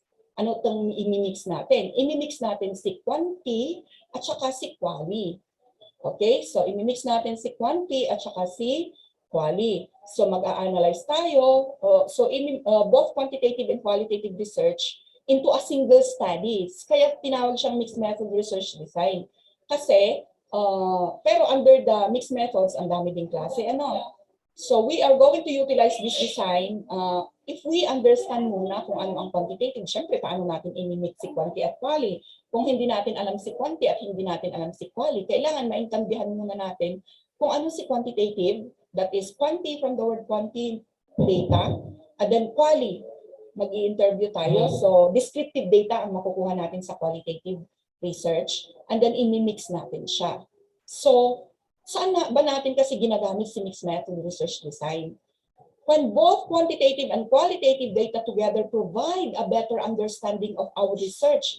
So, if we feel na ito parang kulang yung data, parang may kulang mo, para ma-explain sana, para mapalabas yung gusto kong mangyari doon sa research. So, ibaback up natin siya by qualitative research. Dagdagan natin ng qualitative research yung quantitative research natin, dagdagan natin ng qualitative research so that magiging mixed methods siya. Okay? So, that is one. Bakit tayo nag-mix? Kaya, practically, yung multiple views, makikita natin talaga practically yung multiple views ng research. So incorporate yung qualitative component into otherwise quantitative study. Or may qualitative study tayo, gusto nating i-back up with data, ini-mix natin siya. Okay? So kung meron tayong quantitative data na gusto nating mai-explain further through a qualitative data, then we will make use of mixed methods. Or meron tayong qualitative research na gusto nating i-back up by data, pwede rin yun, mag-mix tayo. So paano tayo mag-mix? Example is interviews and questionnaire. So ang questionnaire is from survey. That is, survey is quantitative. Mag-interview tayo, quali. So, imimix natin siya ng interviews and questionnaire. Performance test and observation. Mag-questionnaire tayo at mag-focus groups. So, document analysis, performance test, questionnaire, interviews, or all of the above. So that yung key characteristics ng mixed method is ito, may test findings. May first phase tayo kung ang first phase natin ay quali or quanti. And then second phase tayo kung si quali or si quanti. So meron tayong numeric data. Meron din tayong descriptive data which is called from the qualitative part. Ito yung mga designs na gagamitin natin pagka nagmi-mix tayo.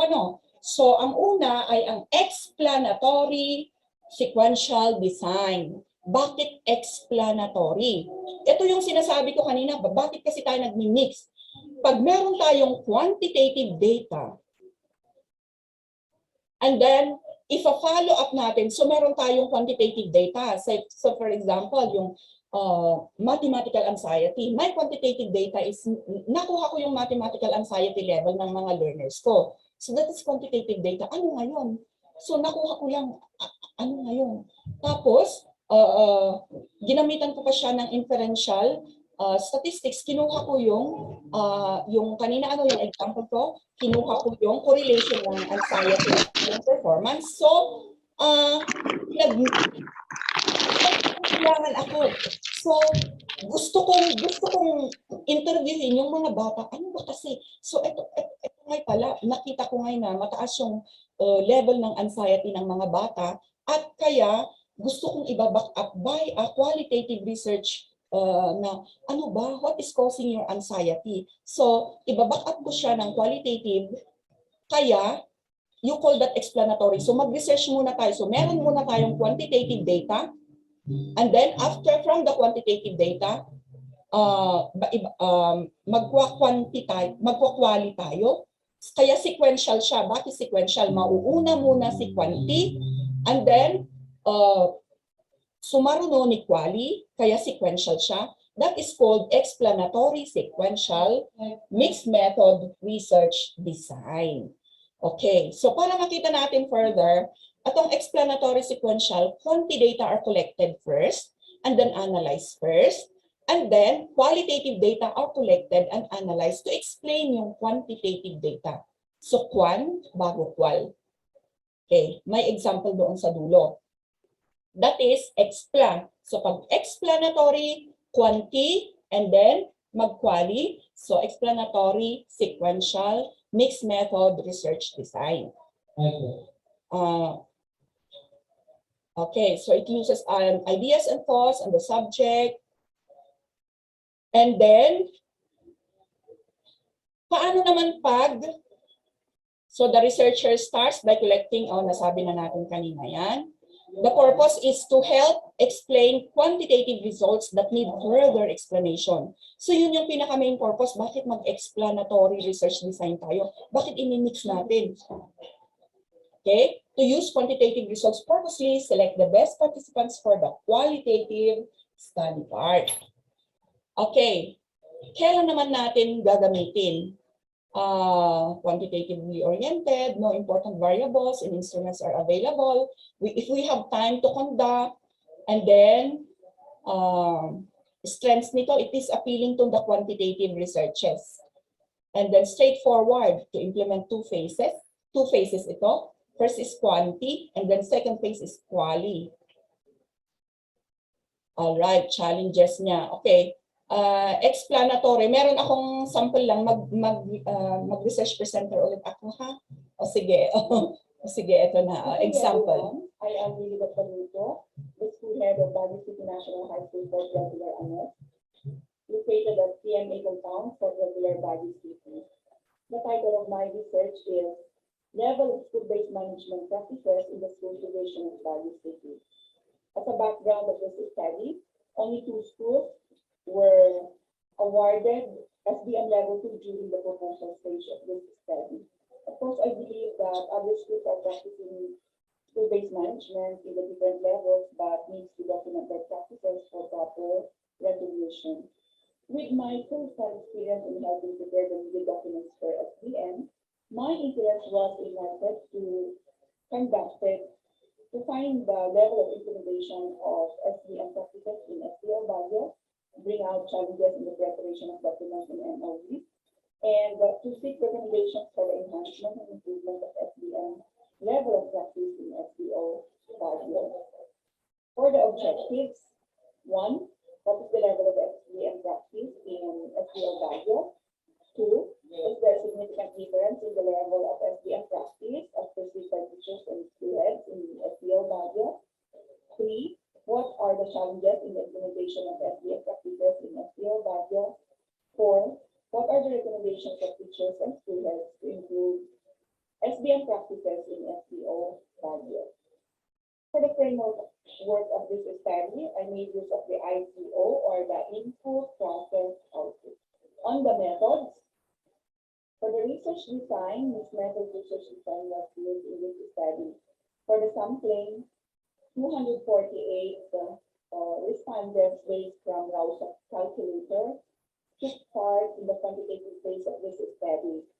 15 participants based from Misconduct and 13 took part in the qualitative phase of this study. For the data analysis, mean and standard deviation was used to describe the level of perception of teachers and students in the SBM practices in SBO Baguio. With normal data, independent sample speakers was used to find the significant difference in the perception of students and students in the level of SBM practice in SBO Baguio. Full-on-one analysis was used to analyze the respondents of the participants based on interview to bring out the challenges in the implementation of SBM practices and to seek recommendations in improving the SBM practices in SBO Baguio. Results of this session.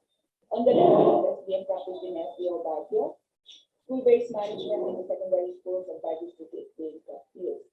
This implies that schools in SBO Baguio practice school-based management, exercising their power to manage their own operations and resources according to the needs of the school.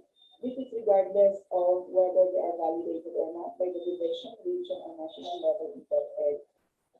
The results corroborate with some studies expressing that the policy of SBM management was introduced on the rationality voting decision-making powers to schools may result in better decisions in terms of quality and attention paid to the school context. The powers concern mainly financial, personnel, curriculum matters, and the school purpose. And the significant difference of SBM level practice of perceived by teachers and school heads, I found out that there is no significant difference in the SBM level of practice as perceived by school heads and teachers of SBO Baguio. Teachers perceive that SBM is carried out well in the schools as well as the school heads. On the challenges in the implementation of SBM in SBO Baguio, the following are the challenges. First, lack of collaboration with stakeholders. Most of the respondents agree that lack of collaboration with stakeholders affected the SBM implementation as they are part of the educative process. Most of the respondents said that the school could barely contact the stakeholders to take part in the school improvement planning during the pandemic situation. And they said that some of their PTA and SPT members were passive in participating in the school planning activities. They would say, "Inalapantikal siya at ang istilaan at isundi maaramin ka nalalain kayo ng maestra." Which means, just do what you think is right for the good of the school because you are the whole teacher. So this result supports the findings of Rutherford and Jackson 2002 that with the implementation of SBM, principles have new roles. Instead of the usual traditional legal and functional authority for the total management of the school, principals are encouraged to build policy that promotes community participation and collaboration because educating the child is a concerted and collaborative skill. Another challenge is on managing human resources. Most of the respondents noted lack of commitment and passion in the teaching profession on the part of some of their police service. So they further mentioned about tardiness, absenteeism, lack of commitment in seriously doing the job, and attitudes were the many constraints that had to be addressed by school heads who are responsible for managing the day-to-day activities and the instruction delivery and performance of students. It can be inferred from this finding that school heads and teachers need to be trained with extra aim on managing resources and leadership skills. This idea is in line with Hoffman and Shu 2013, who laid stress on the fact that leaders' knowledge and skills on HRM helps promote the efficiency and efficacy of the staff to the development of their school at large. Another challenge is managing physical facilities. Most of the respondents claim lack of managing physical facilities in their schools. Some claim that they barely have some space for the SBM for their documents to be placed. This further contributed to the lack of documentation process that is needed for the records of school accomplishments. In addition, wash areas, comfort rooms, and other physical facilities are lacking, which forms part of the documentation process. This result corroborates with Alvarado and C2019 that proper maintenance of the school facilities such as buildings, parks, hand washing facilities, libraries, laboratory equipment, and audiovisual materials are the core functions to be addressed by school principals. For the recommendations to improve SBM level practice in the school division of Baguio City, First is data management. Most teacher respondents claim that poor data management in school is the most pressing problem, such that school report and accomplishments are just done necessarily and needed as an attachment to grades, OPCRF, IPCRF, and SBM documents during the validation period. Another recommendation is on linkage management. As expressed by the respondents, stakeholders' participation seems selective in nature. Some could be easily tasked to participate in facilitating the module distribution and retrieval, or donating during the Brigada Escuela, but not attending meetings during the school improvement planning or during school deliberations. So this result corroborates also with Alvarado in 2019 that with minimal funding provided by the Central Office for the Maintenance and Operating Expenses, school principals have to secure additional funding coming from the school, from the local government, and from other potential donors. And the conclusion and recommendation. Conclusion, the school-based management in SB Baguio is practiced as perceived by teachers and students. This is whether they are validated or not. The challenges in the implementation of SBM include lack of collaboration with stakeholders and managing resources and managing physical facilities. The topmost recommendation to improve SBM level in SBO Baguio includes proper data management and proper linkage management. Once school-based management is in place, school heads always carry with them the experience that they desire. Organizational change theory requires school managers should have a broad understanding of how systems and organizations work in carrying out the respective duties and responsibilities of the school. So therefore, as a recommendation, it is highly suggested and recommended that technical assistance plan be thoroughly implemented in the different schools. The use of technical assistance mechanism operations manual or the TAMO as stipulated in the regional memo 43 series of 2021, highly encouraged. Another recommendation, seminars, webinars, and teleconferences in managing human resources, physical facilities management, and data management in the school division of Baguio City is highly encouraged. Another recommendation, school principals, instructional leaders, and school heads are encouraged to develop linkages with parents and all stakeholders, internal or external, in order for them to include them in school planning activities and implementation planning, and implementing and evaluating school activities which are directly associated with the students' learning activities. The last slide is the references of this strategy. Thank you very much, and good luck. Okay. Alright, so may I just explain bakit po, kung titignan natin, medyo hindi pala na-update yung title niya, kung titignan natin yung level of SBM management, SBM practices in SDO Baguio, parang yun yung title niya. Pagtingin natin doon sa research, quanti, from the word level, may level siya. So ang ibig sabihin, this is a quantitative research. Actually, in the proposal stage, this is a quantitative research design. Parang i-compare ko sana kung ano yung i-compare ko sana yung two groups ng school heads at saka yung teachers. Ano sa tingin nila yung SBM level of practice dito sa Schools Division of Baguio City. So descriptive research design siya. So nung una. Pero nung lumabas na, it is not significant. So ang ibig sabihin, wala namang pinag-iba. The school heads perceive that SBM level is being practiced in the Schools Division of Baguio City as well as the teachers. Walang pinag-iba.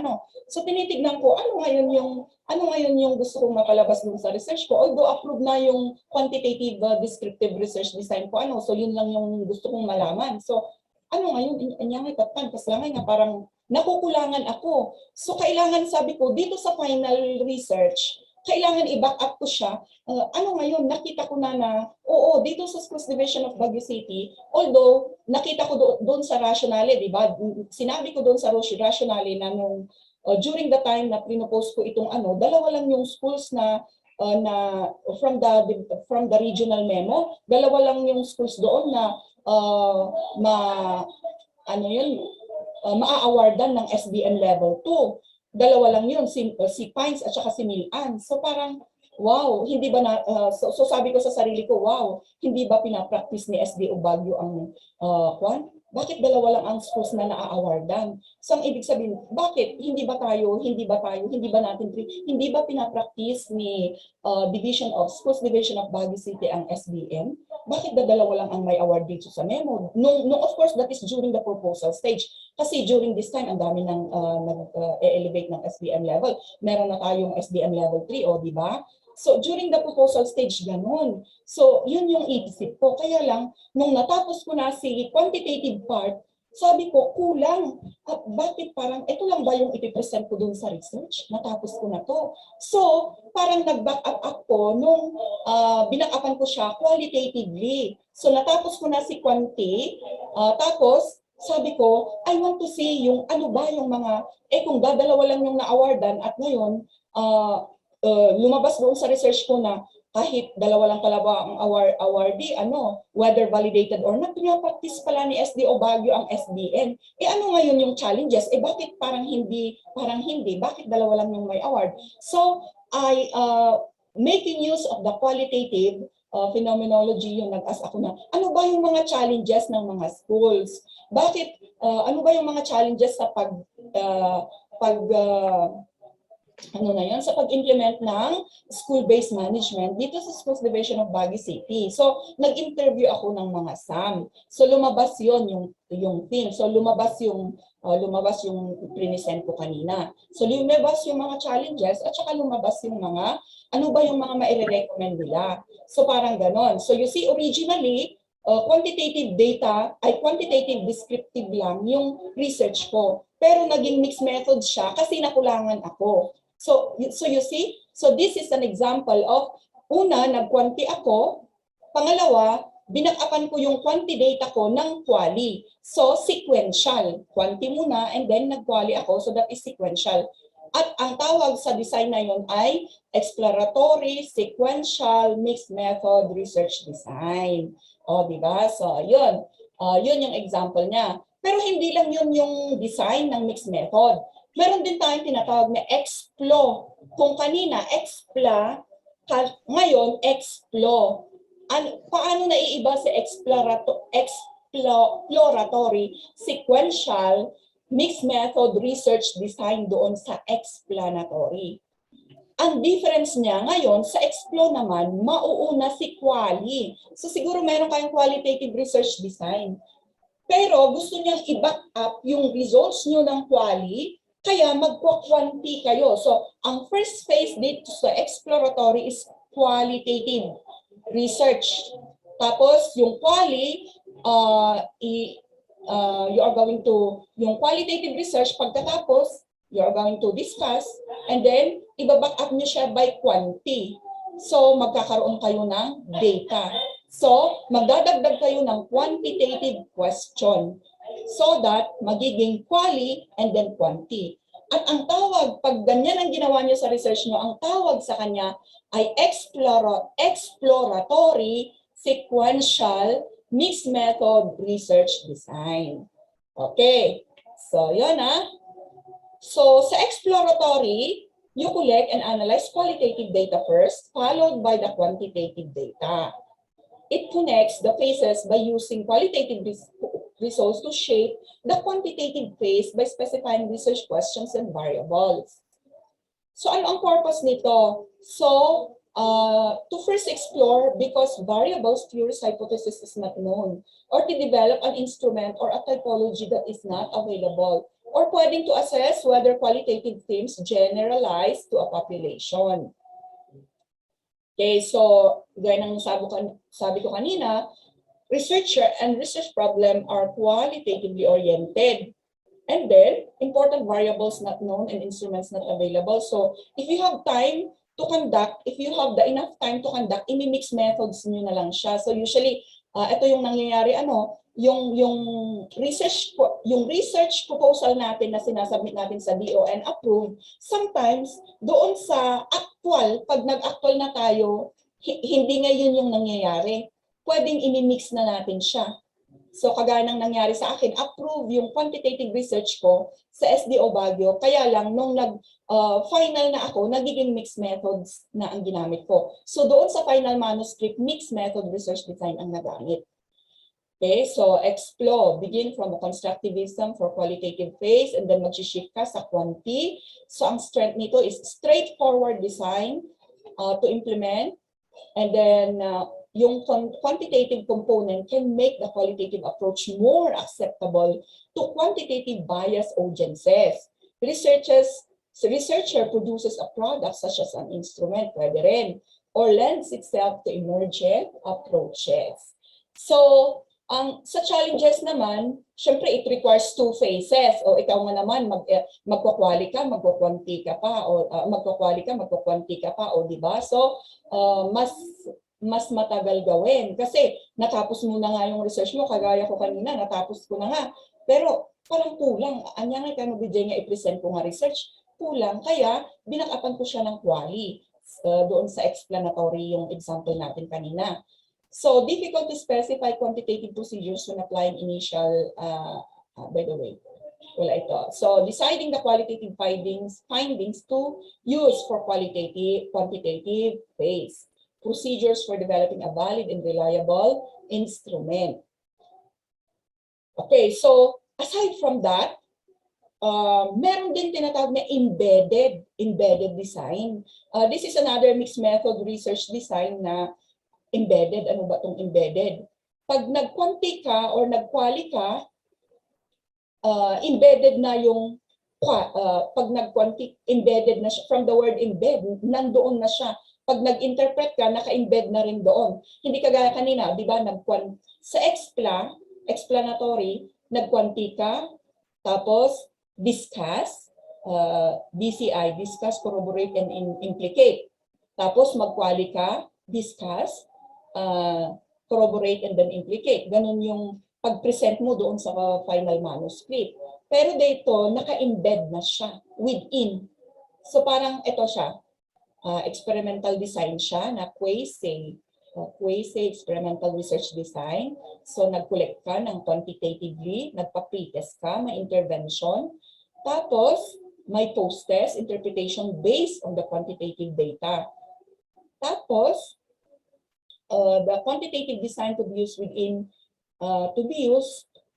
an embedded approach na nag-collect ka rin ng qualitative data. So, dito, pwede rin, aside from yung comparative, meron ding sa explanatory, sa correlational, or experimental between subjects, pre- and post-test design. So doon naman sa predictive, within subjects, crossover design. So from the word embedded, kanina doon sa explo, mag-qualitative ka muna. Tapos, i-discuss mo, and then mag-quanti ka, and then i-discuss mo. So, meron kang first phase, second phase. Dito naka-embed na siya. Or nested. Can be either qualitative or quantitative main design with the alternative paradigm embedded within the study to answer a complementary question. So, qual plus quan or quan plus qual. Kanina, quan, and then may arrow siya to quality or qualitative. Or qualitative arrow to quantitative. Pero dito, naka-plus siya. So, yun yung difference. Say for example, ang aim natin is to test an online peer support program designed to reduce workplace stress for the new registered nurses, ito ang RN, working in the ER's emergency room. Nakopya ko kasi ito from yung sa internet, kaya ang example niya is nurse. And then yung quantitative is to test online program effect on stress levels and intention to remain working on the emergency room. Yung qualitative is interview nested or embedded in the RCT focused on user experiences of the online program. So sa synthesis, qualitative analysis embedded within the main quantitative study. Okay, so in an embedded design, you collect and analyze both types of data at the same time. So sabay siya. But within a larger quantitative or qualitative design, one type of data is secondary to the other. This is a good approach to take if you have a limited time or resources. You can use embedded design to strengthen or supplement your conclusions from the primary type of the design. So you collect and analyze quantitative and qualitative data within a quantitative research design, qualitative research design, or research procedure. Collection and analysis of secondary data set occurs before, during, or after the primary methods. So that this is to address different questions that call for different methods. So ma-enhance yung experiments and it improves recruitment procedure. So i-choose natin ito pag meron tayong expertise sa mga primary designs. So of course yun, nasabi natin kanina, kailangan muna alam natin yung other designs bago tayo pupunta dito sa magmi-mix. So if we are also comfortable with this kind of design.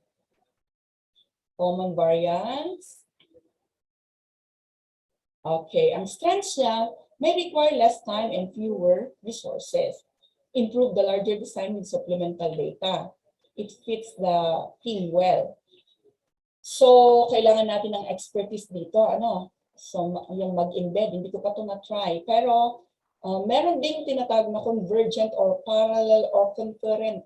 Yung mga ibang, depende kasi kung anong ginagamit nating source. May mga sources nagsasabing convergent parallel, may mga sources nagsasabing concurrent design. Sabay siya.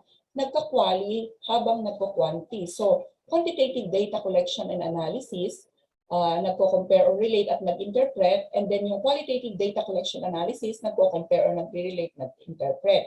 So dito, ganun din, quantitative and quantitative data are collected and analyzed concurrently. Parallel siya, sabay, quali and quanti. Ayan. So, the researcher collects quantitative and qualitative data concurrently and analyzes the two data sets separately. Pero pag mag-analyze tayo yung DCI, ang natin kasi is sa technical writing natin, we use DCI. Ano ba itong DCI? Sa results in discussion, we discuss, corroborate, and then implicate. Okay, so pag analysis pa rin tayo, DCI, so yung qualitative DCI, quantitative DCI, ganun pa rin tayo. Obtain more complete understanding from two databases. Kasi intuitive, efficient. Sige. Alright, so parang anyway, walk through lang yung ginawa natin. Kasi anong oras na, hindi pa tayo nagbe-break. Sige, para mag-break na tayo, mag-break tayo ng few minutes bago yung next presenter. Kasi parang medyo nag-extend yata ako kasi nag-present pa ako. Okay, so ito yung mga references. Now, by the way, siguro mamaya, before siguro na we can, if you have some questions, kung meron tayong few, for some questions. Pero let me end this presentation by the words of Henry Ford. Whether you think you can think, whether you think you can, or think you can't, you are right. So kung ano yung iniisip natin, yun tayo. That is according to Henry Ford. Okay, so thank you very much. Sige. So siguro bago tayo, kung may mga konting bago ko ipasa sa next reporter or sa next presenter or nag-present kasi ako sa speaker, kung may mga some few clarification siguro bago tayo mag-end. May mga clarifications ba or walang ika-clarify kasi walang naintindihan. So, pero hindi naman. So, I hope meron naman tayo siguro, meron tayong napulot sa konting presentation or may naliwanagan about the research designs sa paggawa natin so that it will guide us. I hope nag-guide tayo kung paano tayo mag-isip, kung ano yung mga research question natin, at saka kung anong design ang gagamitin natin. So with this, may mga clarifications ba? Yes po, ma'am. Yes, ma'am. Clarification Yes, ma'am. regarding explanatory and exploratory sequential. Yes, ma'am. Okay ba na yung qualitative part or the collected information in the qualitative is used to substantiate the result of the quantitative. You are right, ma'am. Within the question mismo, ma'am, sa question mismo. To substantiate. Kasi yung sa presentation of research question, pero tama ka, ma'am. Actually, ginagamit natin doon sa EXPLA, mag-quantitative ka, so you have a quantitative research question. Yes, And ma'am. then, from, isusubstantiate mo siya, so, kagaya doon sa example ko ano, from yung participants ng quantitative research design, doon sa sampling ko, kinuha ko, dinistribute ko yung samples ko, yung mga, doon sa mga SBM, yung nagpa-practice, yung nagsasabing pinapractice nila. May mga nagsasabi din naman na hindi nila pinapractice. So parang na-interview ang mga representative from those groups, tapos sinubstantiate niya yung SBM level of practice. So that, tama ma'am, isusubstantiate niya. So actually yung mga ipa-follow up question natin is yung qualitative part will substantiate your quantitative part sa EXPLA. You are right, ma'am, tama. Okay, garud, ma'am, kung i-state dyan verbatim or i-thematize. Ganon, ma'am.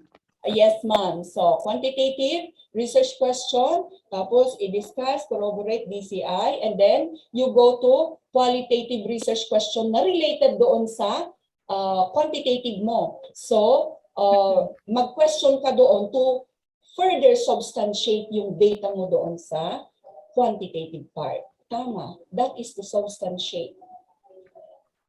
So separately, garud, ma'am, na separately ba na? Yes, ma'am. Sa presentation. Yes, sa presentation ng iyong doon sa final manuscript, so kaya tayo meron tinatawag na first phase, quantitative. Tapos, doon sa second phase is qualitative. Tama? Okay, sige, ma'am. Yes. First phase, quantitative. Second phase, kaya doon sa presentation mo, doon sa results in discussion, meron kang first phase is quantitative, i-present mo yung data mo doon sa quantitative research question, and then you discuss, corroborate, and implicate.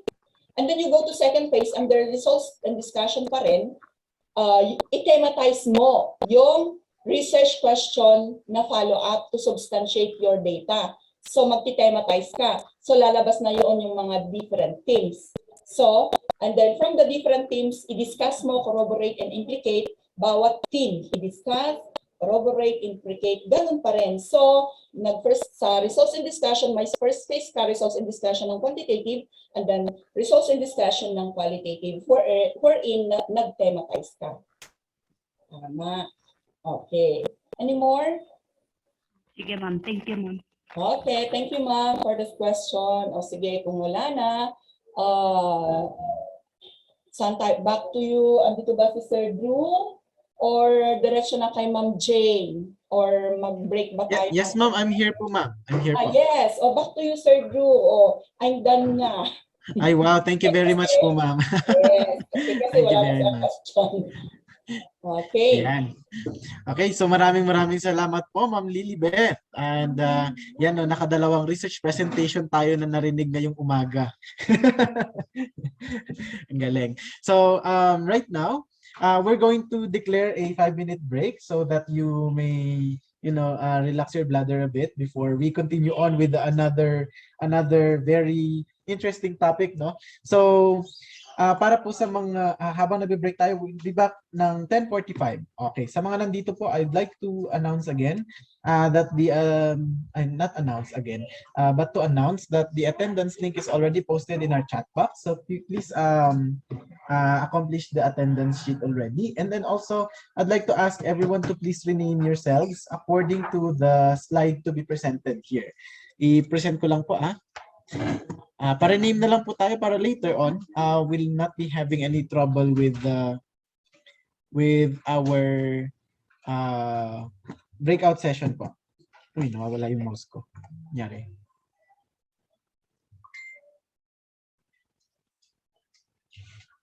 Alright, so attendance po, and then later on ay pag-rename. Wait lang po medyo nagloko.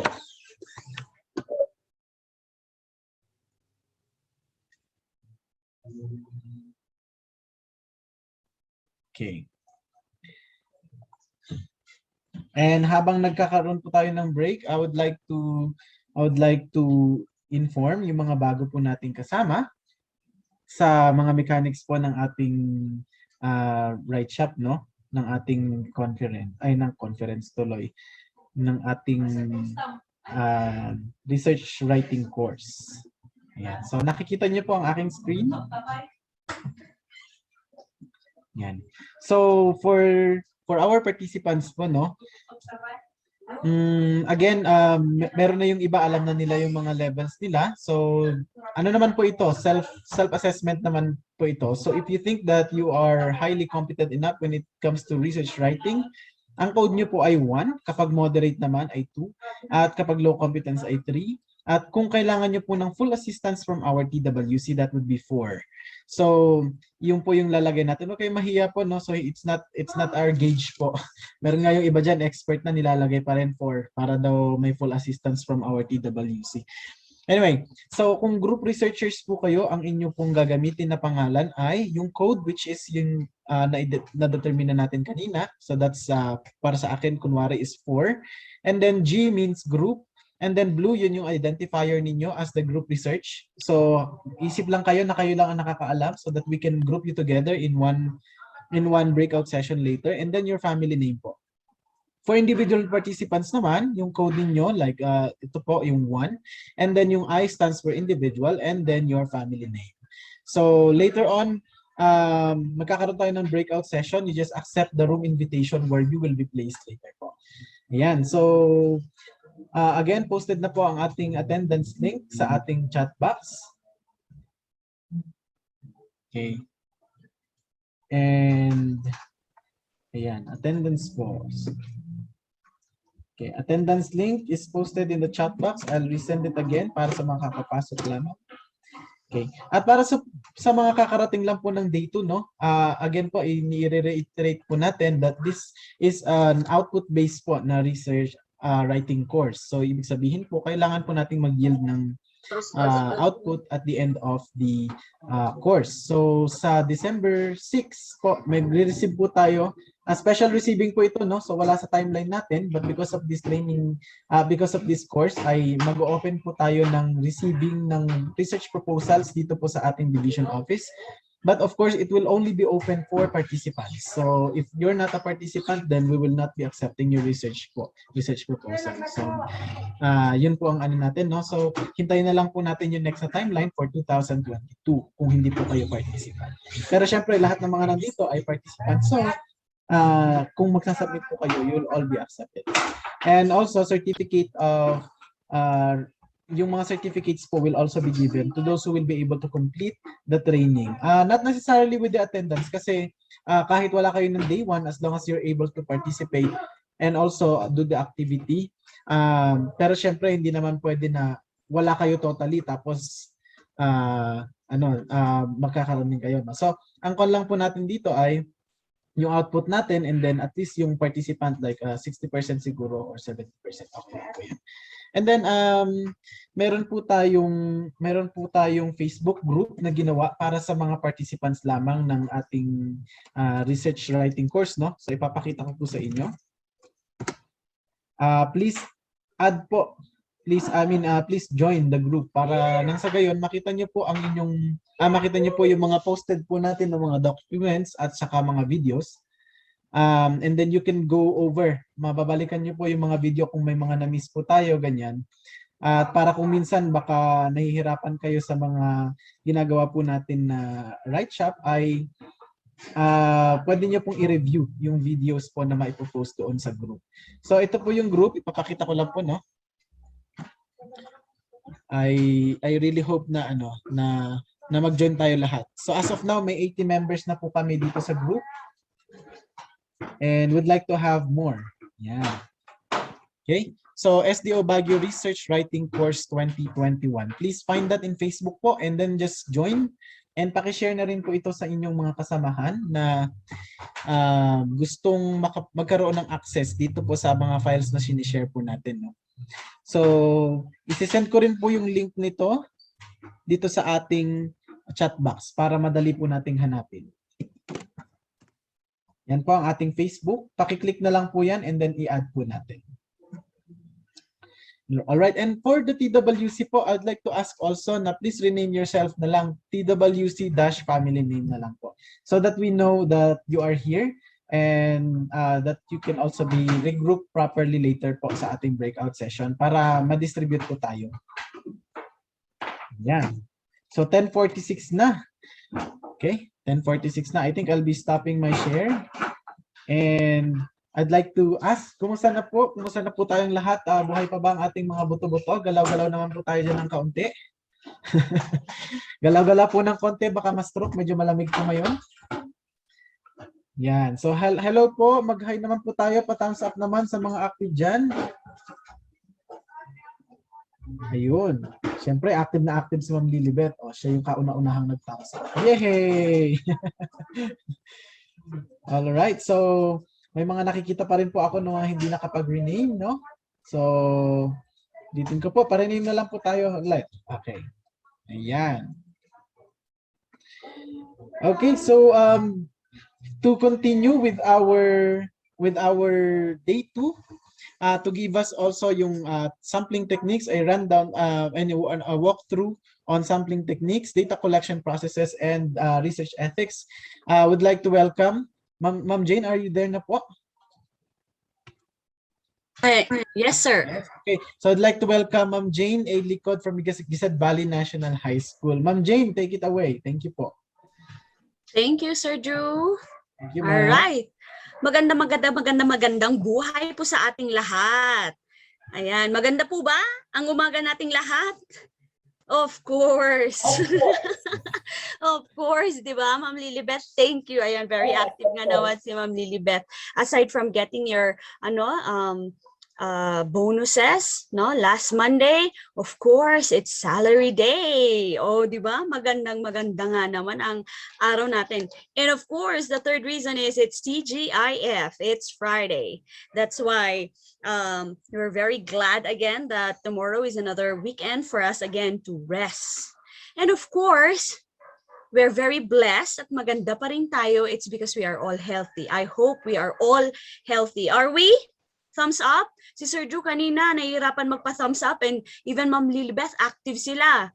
Ayan, very good. I hope we are all healthy, we're all fine. For those people who are at work from home, hello po. Kaway-kaway dyan. Ayan.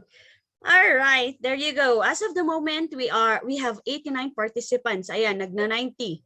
Nag-fluctuate ang ating attendance this morning. Okay, of course, it's already 10:50. And let's proceed already with the main discussion also for this morning. So for me to give you again a walkthrough, as Sir Drew mentioned earlier, let us share this particular screen. Okay. Is it now visible po? Yes, very good. Alright. Ayan, thank you po, Ma'am Lilibeth. Okay, with which we will start again. If you've noticed and attended the first day of our discussion with Ma'am Malin, she actually gave us a rundown of our training activity, right? Ang ganda-ganda because she started discussing about how do you call this one, how we craft our research, the question that we should come up with, and of course motivated us to conduct our research, because motivating us actually will push us further. And do remember, she mentioned thoroughly and explained it properly that we're not merely just doing this one, it's because, of course, of the reason that we would like to be promoted, but because of course we would like to employ body of research to the Department of Education. No, of course the other reasons there, the monetary, the ranking and selection will come next. Okay. She also further pointed out yung sa action research and basic research, no? So basically, we all know that an action research pointed out that you must have an innovation there, an intervention in your particular research. Just a brief review for those who just came, okay, and joined us this second day of our training. And for the basic, remember that we are going to conduct a basic research if we would like to develop or test an educational theory, or if we would like to further contribute to the development of knowledge, okay, or body of knowledge when it comes to research. Okay. With which, I'm ready with my chat box in here, and I hope you're also ready. I know some of you, I've seen some of you are outside probably walking, baka some of you are still on their way kanina, going to their school, or may ginagawa, na yung iba nakita ko nasa offices and yung iba nasa bahay. Of which, thank you for joining us this morning again for this second day of our training. And with this, I would also encourage your participation, okay? Because it will help us a lot also in understanding our discussion this morning. Okay, are we ready? So a while ago, ni-start ni Mama Linto, may mga activities siya. And so with Ma'am Lilibeth a while ago, she asked you a lot of questions, no? Ang ganda-ganda, I was even joining. And I was even amazed, no? If my answer is also correct. Di ba? Ang ganda because we are also refreshed with this particular thing. And we also try to debate among ourselves. Yung sa sarili mo, is my answer correct? Bakit kaya, ano kaya ang mali ko doon, right?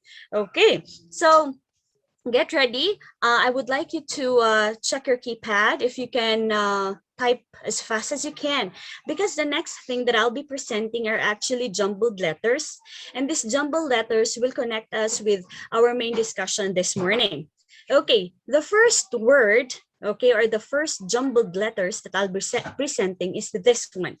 Who among the participants can give me the first word? Okay. Let's see how fast the participants can be able to come up with their answers here. Okay, ay, very active talaga si Ma'am Dati ka. I would like to congratulate Ma'am or Sir Dati, no? Because kanina pa na-observe ko sa chat box siya ang nagna-number 1. Okay, and I'm very interested to seeing you. Okay, very good. The answer is simple. Oh, first word pa lang yan, ha? Simple pa lang yan. How about the next word? How about the next word? Culture. Is it all about culture? Lecture? Okay. Yes, go ahead. Do remember that the words that I'm posting in here are actually words which are related with our topic or discussion. Okay. So ano kaya? If the first word is about simple, how about the other word? Okay, go ahead. Keep it coming. Come on. So we have culture, lectures talaga. Yeah, keep it coming. Come on. Jumble pa more, if that's the word. Jumble pa more. Ayan. Ano kaya itong word na related siya sa next topic natin? If you have with you or downloaded with you the memo that was posted in our division number 297 series of 2021, you can actually follow this one. So what's my first topic? Makukuha niyo yan agad. Okay, if Ma'am Lilibet talk about research design, particularly your quantitative and qualitative, how about my talk? Sige. Sige pa. Wala na. Only few participants are still getting their answers. Come on, I saw a lot of people familiar names in here. Later, I'll be calling on names, no? So that active participation is actually necessary in here. Wala talaga. Okay. My topic is all about sampling techniques, no? So the first one, you were able to crack it out, and that's simple. The second one is actually cluster. Cluster, okay? And we will try to look into it on what's the meaning of the word cluster. Okay, sige. How about this particular jumbled letters? What would that be? Sige nga po. All right, from science, Ma'am Mildred, thank you very much. There you go. The word is systematic. Ayan, galing-galing. Okay, pumapangalawa si Ma'am Dati. Thank you very much. Okay, you got it? Systematic.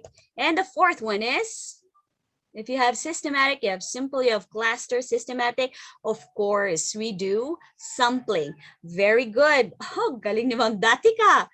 Nako, parang kwento, ang galing niya ang mag-jumble ng letters. How about the last one? Okay. Thank you, Ma'am Lilibeth. Oh, how about this one? Okay, Mom Mildred, you got it. It's convenience. All right, thank you very much. So these words, why did I present it? It's because the next topic that I'll be discussing or be presenting with you is, of course, the types of sampling. So yours truly, I'm Jane Likud po, a technical working committee, just like Ma'am Lilibeth from the division of Baguio City. Okay, now, with the words presented, we will try to get those particular words and present it in our presentation. But first, we need to understand, no, what population is. Okay, what is population? Do remember that we are talking about research in here. No? So earlier, it was presented or a walkthrough of your particular way of introduction, your background of the study, your literatures was presented in your day one. And those particular topics are actually very important because those are building blocks on your second discussion this morning, which is on methodology. And the first thing that Ma'am Lilibeth discussed was of the research design. And the next one is your sampling techniques. Now, for this population, according to Field of 2005, he mentioned here that it's actually a group, no? A group of things. It could even be individuals who will give you information to your research. So I repeat, when we are talking about population, these are actually group of things or even individuals who will give you information or the data that you will be needing in your research. That's according to Field of 2005. Further, when we also say sampling, no, this word sampling actually came out earlier. When we are talking about sampling, we're talking actually here about an actual part of population, or it could be a representative of a population. Again, these are actual part or representative of a particular population. So earlier, we're talking about the population, no? How many are we going to get? No, these are the population. These are the participants or perhaps the respondents. For the sampling, how many? Okay, so we're talking about samples in here. These are only part of it or representative of the entire population. Okay, that's according to Field of 2005. Now, further, there are actually reasons why we do sampling. So why do we need to conduct sampling? Why do we need to compute on how many participants or respondents will we be needing in our study? Okay, number one reason, according to Valentin of 2020, he mentioned that it's less cost. Can you just imagine if you're going to conduct a research and in the entire you're going to get the entire population, and that will be, for example only, okay, the entire population is like 10,000 participants.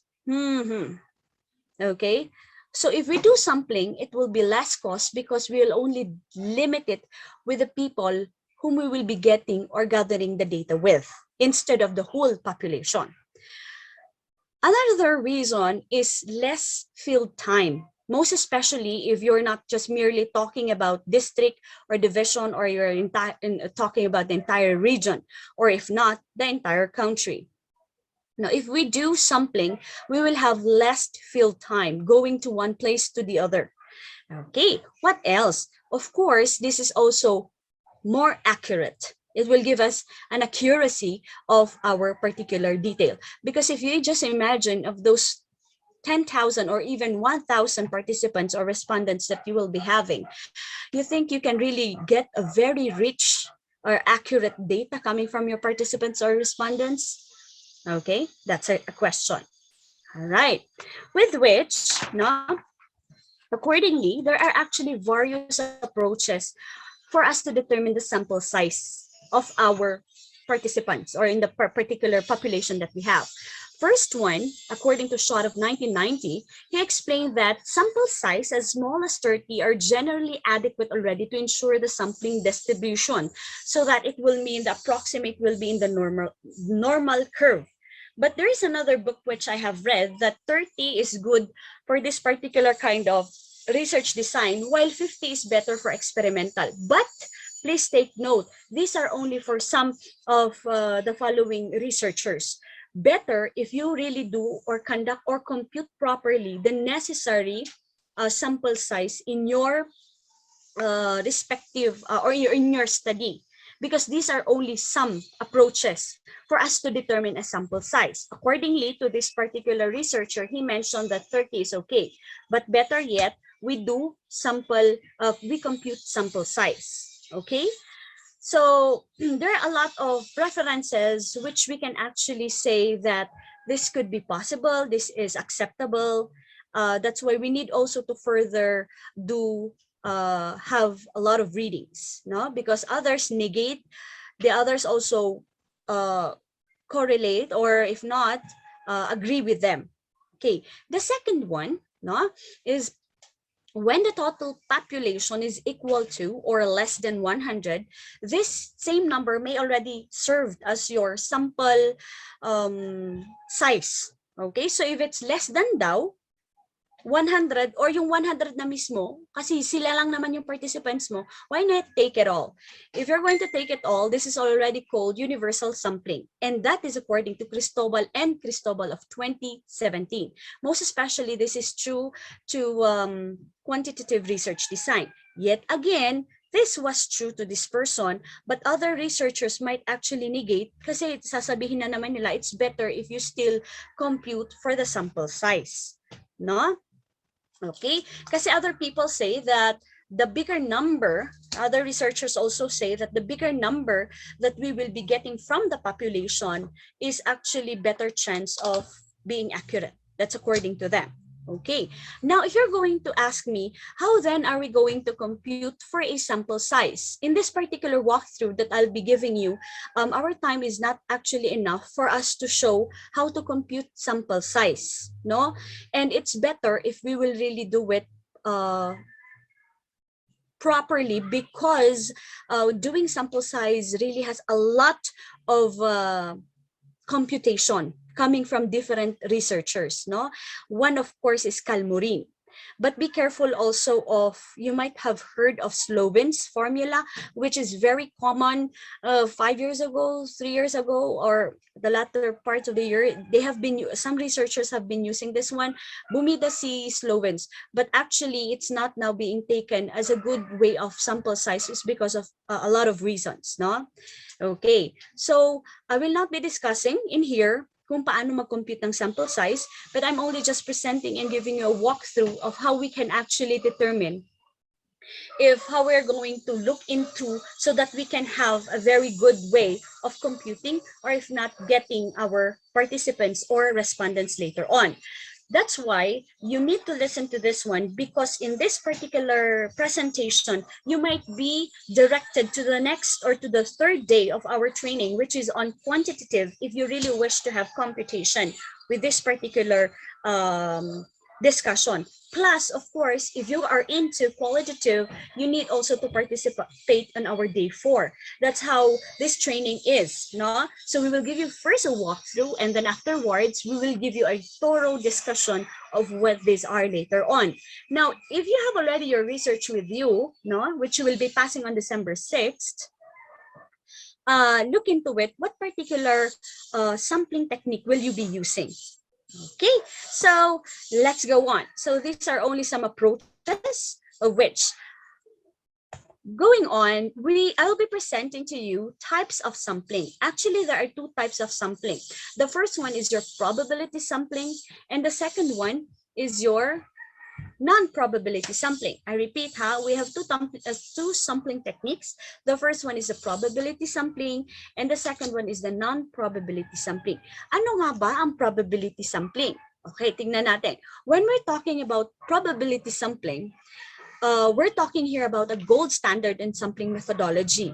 Okay, in here we're giving actually equal chance of our respondents or participants to be actually selected in our study. Again, I repeat, when we're talking about probability sampling, we are giving an equal chance of all the respondents or participants to be part of our study. Okay, I'll be presenting 4 in here, and that is your SRS, systematic sampling, which was presented earlier sa jumbled words natin, stratified random sampling, and of course, the cluster sampling. Okay, that falls under the probability. Okay, the second one, okay, your non-probability talks about the probability only, coming from its word non-probability. It's the probability only that our subject will be selected. Okay, results in selection bias is in this particular study. I repeat po, when we're talking about probability, is that we're giving an equal chance of our respondents or participants to participate in our study. But for non-probability is that these are, or which the probability that our subject, okay, is selected is unknown. Hindi natin alam kung may probability siyang makuha, okay, doon sa study natin. Okay, so paano pa kaya? Ano pa ang explanation nito? Under this, no, we will be talking about, under non-probability, you might have heard of quota sampling, convenience, purposive, volunteer, snowball, and availability. Okay, this will fall under non-probability sampling. Okay, so I repeat po, 2 types of sampling, the probability and the non-probability. Okay, let's now discuss the first, okay, type of probability. They say that SRS, no, tingnan natin, ang SRS stands for simple random sampling. Simple random sampling is giving actually an individual to have an equal chance to participate in our research. According to Burns of 2012, he explained that SRS can happen through the following. You first prepare all the list. Kung alam niyo po lahat, no, kunyari po kunyari, sa school po ninyo, ang participants po ninyo is yung teachers, lahat teachers ng school ninyo. Isulat niyo lahat ng pangalan ng mga teachers ninyo. Okay, sulat nyo lahat kasi alam nyo naman po kung ilan sila, kung ilan kayo. And after which, no, we can write their names on a card, choose a card through a pure chance selection, and then having the list of all members, we give a number to a member and then use random or unordered numbers. Pwede yung magtutos the coin ka, or pwedeng kung ilagay nyo na po lahat ng mga pangalan nila, isushoot nyo sa box, tapos magpipick lang po kayo ng pangalan. Yung mga napick nyo ng mga pangalan, yun po ang magiging kasali doon sa study ninyo. Okay? Kung ilan, yun yung i-compute natin. Kasi dito is paano lang po natin makukuha yung mga sample size nila. Okay po? So for instance, ang teachers po na nandoon sa school ninyo is like 30. Tapos, ang naibigay or na-compute na sample size is 15 or 10, you pick 10. Okay, so hindi mo titignan, magpipick ka lang po, and then out of those 10 strips of paper, yun na po yung makukuha ninyo na participants ng inyong study. Pwede naman pong toss the coins. Kung nag-toss sila ng coins, tapos head siya, di siya ang participant. Kung hindi naman, edi hindi siya participant. Yun po yung simple, no? Simple random sampling. Yan ang very common. The second one, okay po, is yung systematic sampling naman. Ito naman is yung chance and systems are the ones to determine who will now compose our sample. So it's just a chance, by chance. Ito, we will start now presenting a simple, ayan, a particular formula. Sa mga hindi katulad ko na bihasa sa mathematics or hindi kagalingan ni Ma'am Lilibeth, no, na nagdi-discuss kanina ng mga descriptive, correlational at explanatory at lahat-lahat kanina, nako, parang di tayo bagay dito. Pero, ito ang maganda, no? At least we will have an idea also of how we compute, no? Ang systematic sampling po is, ayan, may mga legends dyan, no? This is your formula. And for example, yung key dyan is yung sampling interval po natin. The big N will be the total population if we know the total population. And of course, the small n will represent the sample size that we will be needing. So for instance, you have a total population of 5,000. Tapos, ang kakailanganin mo lang naman na sample size is 400. So, you divide that one. That's 13, right? So, yung 13 na yan, ang gagawin natin is, you start from the 5,000 participants, mag-count ka ng, mamili ka ng number kung saan ka mag-start. So, sa akin, pinili ko yung fifth number, 5. Hindi ako nag-start sa 1. Sa 5 na yon, magbibilang na ako ng 13. So, 13, sa fifth number ko, doon ako nag-start kasi yun yung gusto ko. So, 5, 6, 7, 8, 9, 10, 11, 12, 13, 14, 15, 16, 17, 18. Yung 18 na yun, yung 13th na interval ko. Okay? So, titingnan ko kung sino yung pang-18th na tao na yon, o yung 5th ko, yung pang-18th ko. Sila yung magiging participants ko. Tapos, itutuloy ko, 19 hanggang 19, 20, 21, hanggang maka-31 ako. Sino kaya yung 31 na yon? Okay? Until, tuloy-tuloy po yan. Until makuha po natin yung 400 na sample na kakailanganin natin. Okay po? Alright. So, pa-thumbs up naman po kung andyan pa po kayo. Pa-thumbs up po. Pa-thumbs up. Ayan. Thank you very much. Okay. There you go. So, ganun po yung systematic sampling. Okay? Systematic siya kasi kinompute natin kung paano yung sampling interval po natin. Unlike kanina na magpipik-pik ka lang, magtutoss coin ka lang, ngayon naman may systematic way of doing it. All right, the next one, okay? We also have the third one, which is your stratified random sampling. Yes, Ma'am Aladko. Do we have any question, Ma'am Aladko?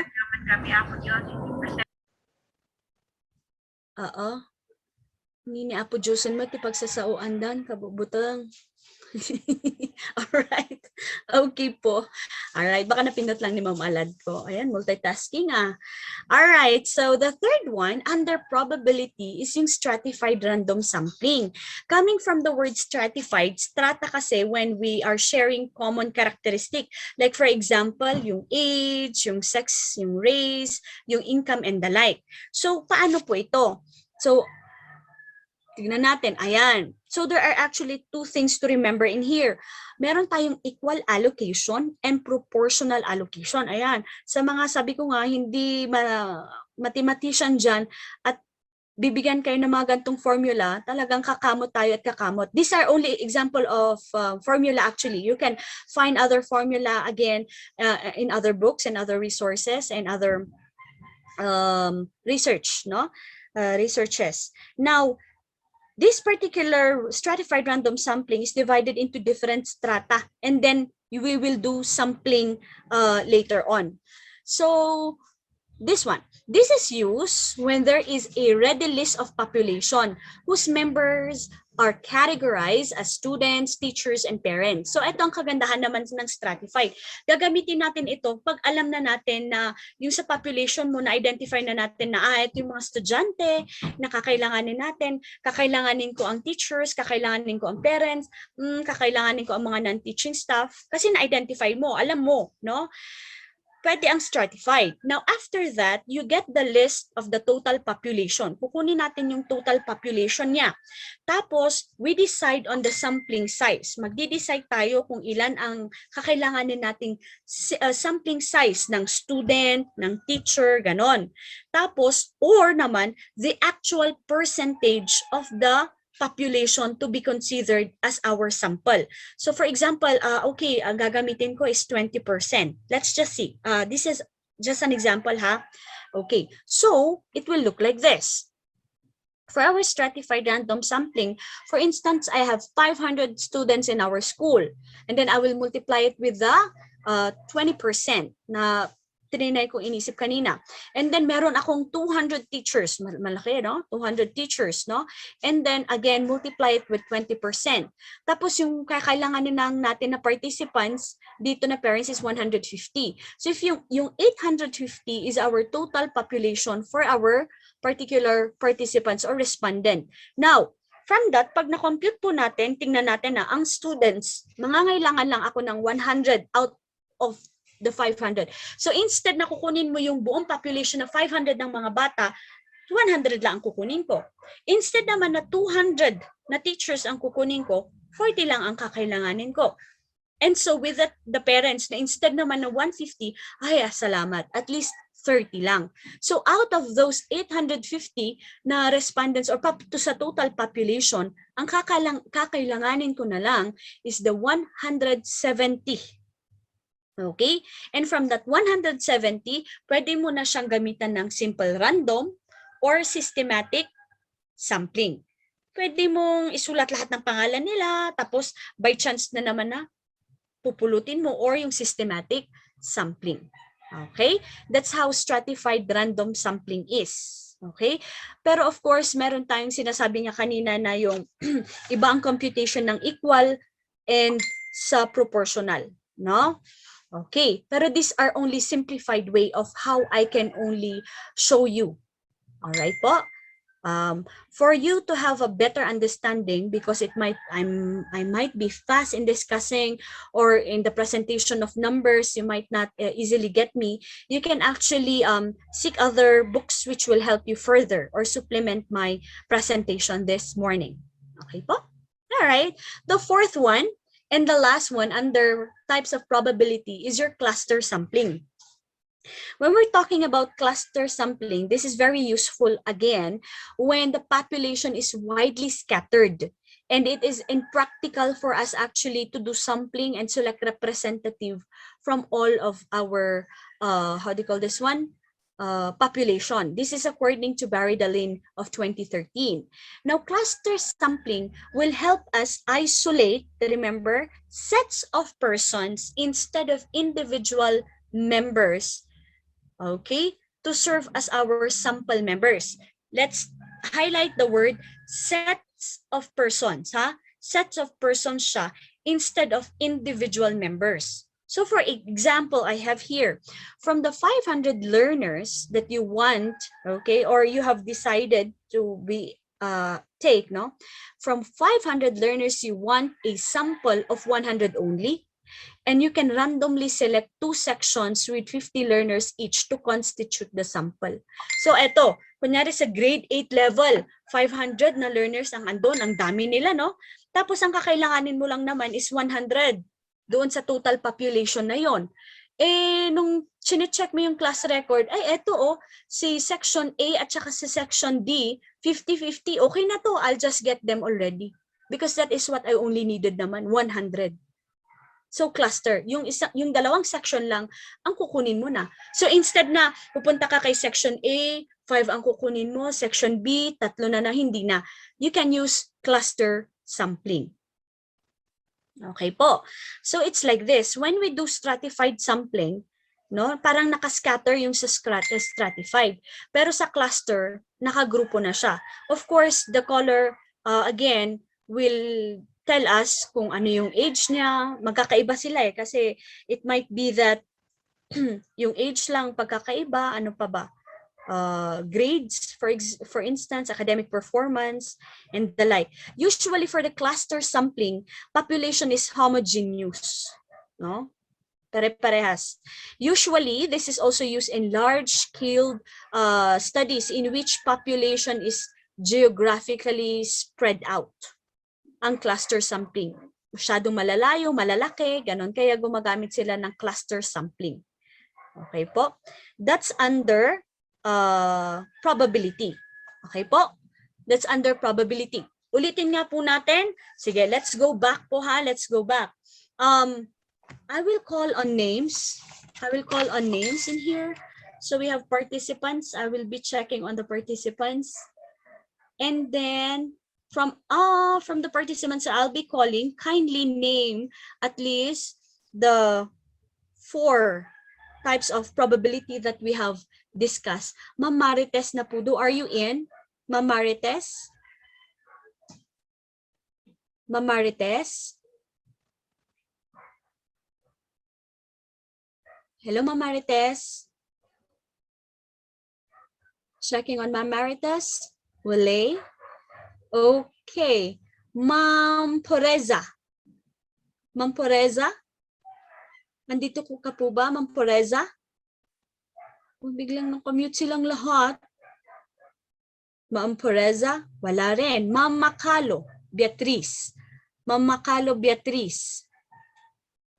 Yes, ma'am. Ayan. Thank you, Ma'am Macalo. Ma'am, na-note mo po ba yung 4 na types of probability sampling natin? Ma'am, dito is stratified sampling, Okay cluster po. sampling, Tama po. tapos That's the 2. ano more. ka dito eh. Ma'am, nalipat ako na dito. Sige. Okay. So, yung stratified, yung cluster, yung simple, tapos yung One ma'am. systematic. Ayun. So, may 4, di ba po? Alright. Thank you, Ma'am Macalo. At least, active Yes, si Ma'am ma'am. Macalo. Thank you po. Alright. So, under probability po yun. Ngayon, usually, sa probability po, no, probability technique of sampling, actually, this is usually used in quantitative. Okay? Usually used sa quantitative. Okay. Tingnan naman natin si non-probability. No, non-probability. Kanina, sa probability, may equal chance silang makuha lahat. Or makuha, rather, yung mga participants. Sa non-probability, may 6 tayong i-discuss. The first one is our quota sampling. And when we're talking about quota sampling, ito yung when we're going to decide how many people will actually participate in our study. Characteristics such as age, your gender, your class, will actually matter in here. So we will also have a criteria so that it will fit into our study. So, ano pa? The sampling procedure that will ensure that a certain characteristic of population sample will be represented to the exact extent of what we desire. Paano siya? O, tignan natin to. Quota sampling is judgment is used to select subject or units from each segment based on our specified proportion. So for instance, I have here an example. An interviewer, okay, desires to have a sample of 100 grade 7 learners and 50 grade 8 learners between ages 11 to 14. Okay na yon, nakakuha na siya ng quota niya. Okay? This is based from your desire on how many sample size you will be needing. So, as long as nakakuha ka ng quota doon sa criteria na mag-fit doon sa nilagay mo sa study mo, kasi ang sabi mo, grade 8 learners at the age of 11 to, grade 8, 11 to 14 ang kakailanganin ko. Tapos from that, dapat eto lang ang kakailanganin ko. Siguro titignan natin kung nakuha mo yung mga grade 8 learners na nandoon sa age limit or criteria na sinet mo, o di okay ka na. Okay ka na. Okay, so I repeat, judgment is used to select your subjects, but of course it needs to fit your criteria that you have placed in your methodology. Take note of that. Okay, what else? You will have the power to decide how many people will participate if you come up with a criteria. That's why it's important that during your discussion also in your methodology, and if you use quota sampling, you explain to us, why did you get these participants? Why 100? Because this is the criteria I set.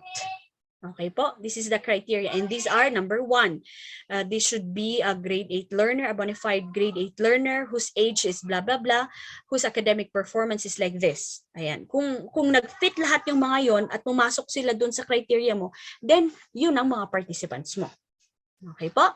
That's the first one under non-probability, quota sampling. The second one is your convenience sampling. Ito, medyo madali sa inyo to kasi when we're talking about convenience, subjects are actually selected because of their convenient or accessibility and proximity to the researcher. So, ikaw na researcher, kasi ayoko nang pumunta pa sa ibang division or ibang district. Especially ngayon, pandemic, hindi mo alam kung ano ang no? So, yung convenience mo na lang, magsaselect ka na lang kung sinong accessible, sinong pinakamalapit sa'yo, sila na ang kukunin mo na participants mo. Okay, so you use convenience. Okay po?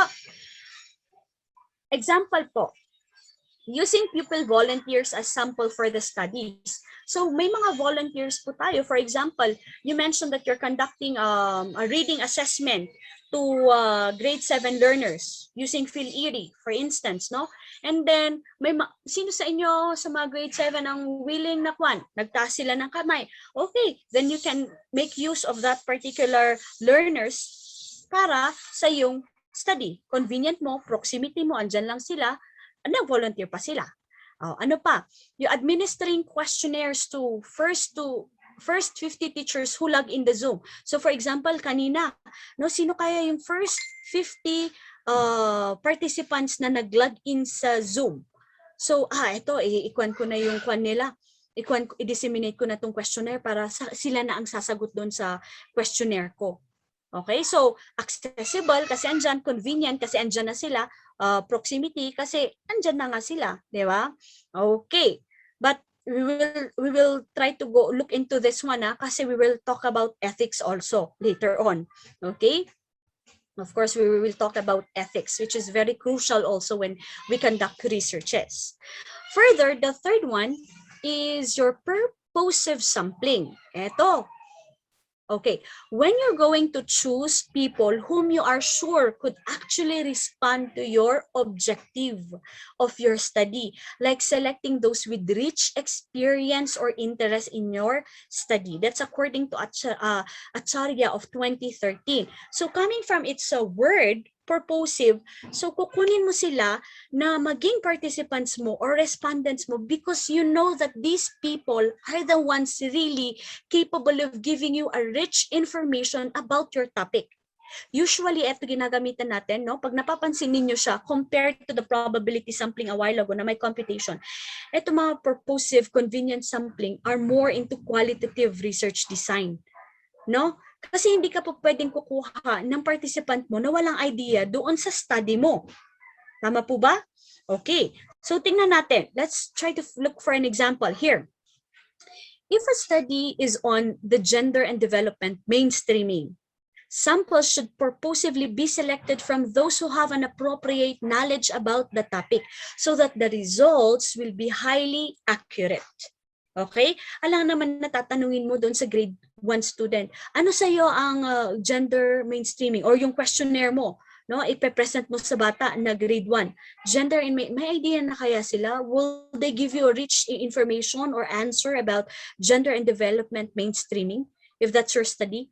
No, so we consider all of this one. So take note, when we're talking about purposive sampling, you will get a particular people. Again, it depends upon you. No, kung ilan ang kukunin mo na sample size or participants dito kasi nga it needs to fit the participants or your study.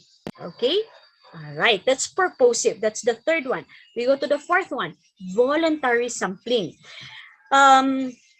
Since the subjects you expect to participate in sample selection are the ones volunteering to constitute the sample, there is no need for you to do any selection process. Ito naman ang kagandahan niya.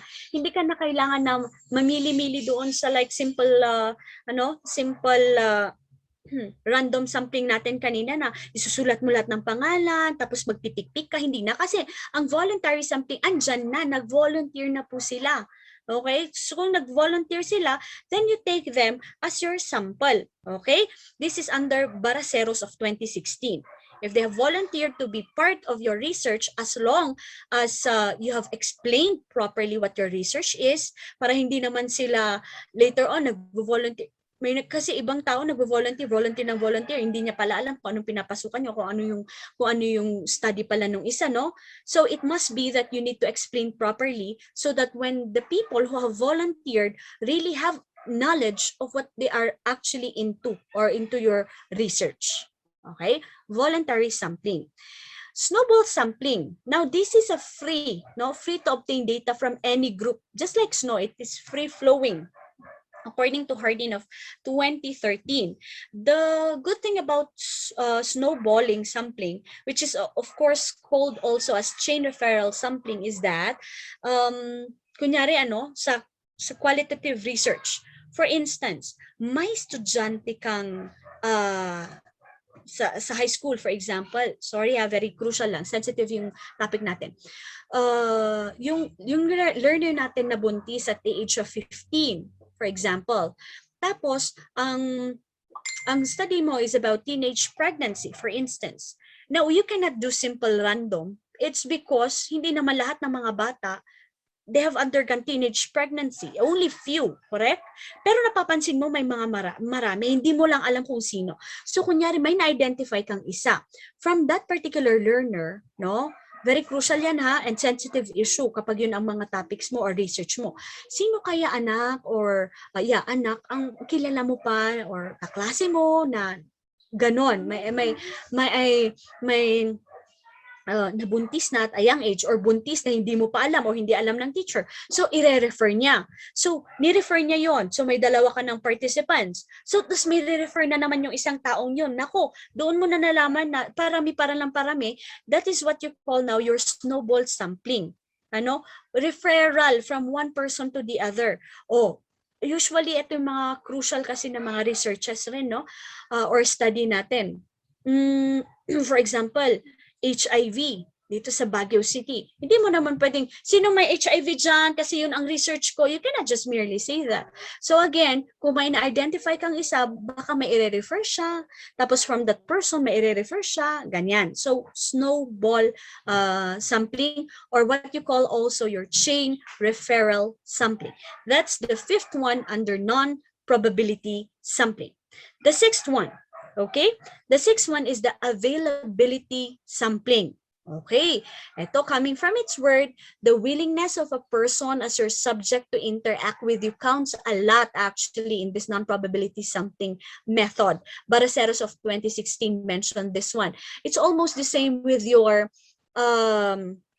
with the third one, yung voluntary, di ba? Nag-volunteer sila. Dito naman, kung sino naman ang mga available na mga respondents natin and who would like to participate again in your research. Because there are times kasi na nagvo-volunteer siya pero hindi pala siya available, so hindi po pwede dun sa study mo. So you are going to look into those respondents or participants who are actually available, and you can actually use or discuss that you have used availability sampling in your research because these are the people who have time to give or to supplement your research. Okay po? All right. Now, you might want to ask me, so in your probability sampling, you've mentioned earlier, how do we then compute sample size? Diba? Yan ang very crucial na question natin.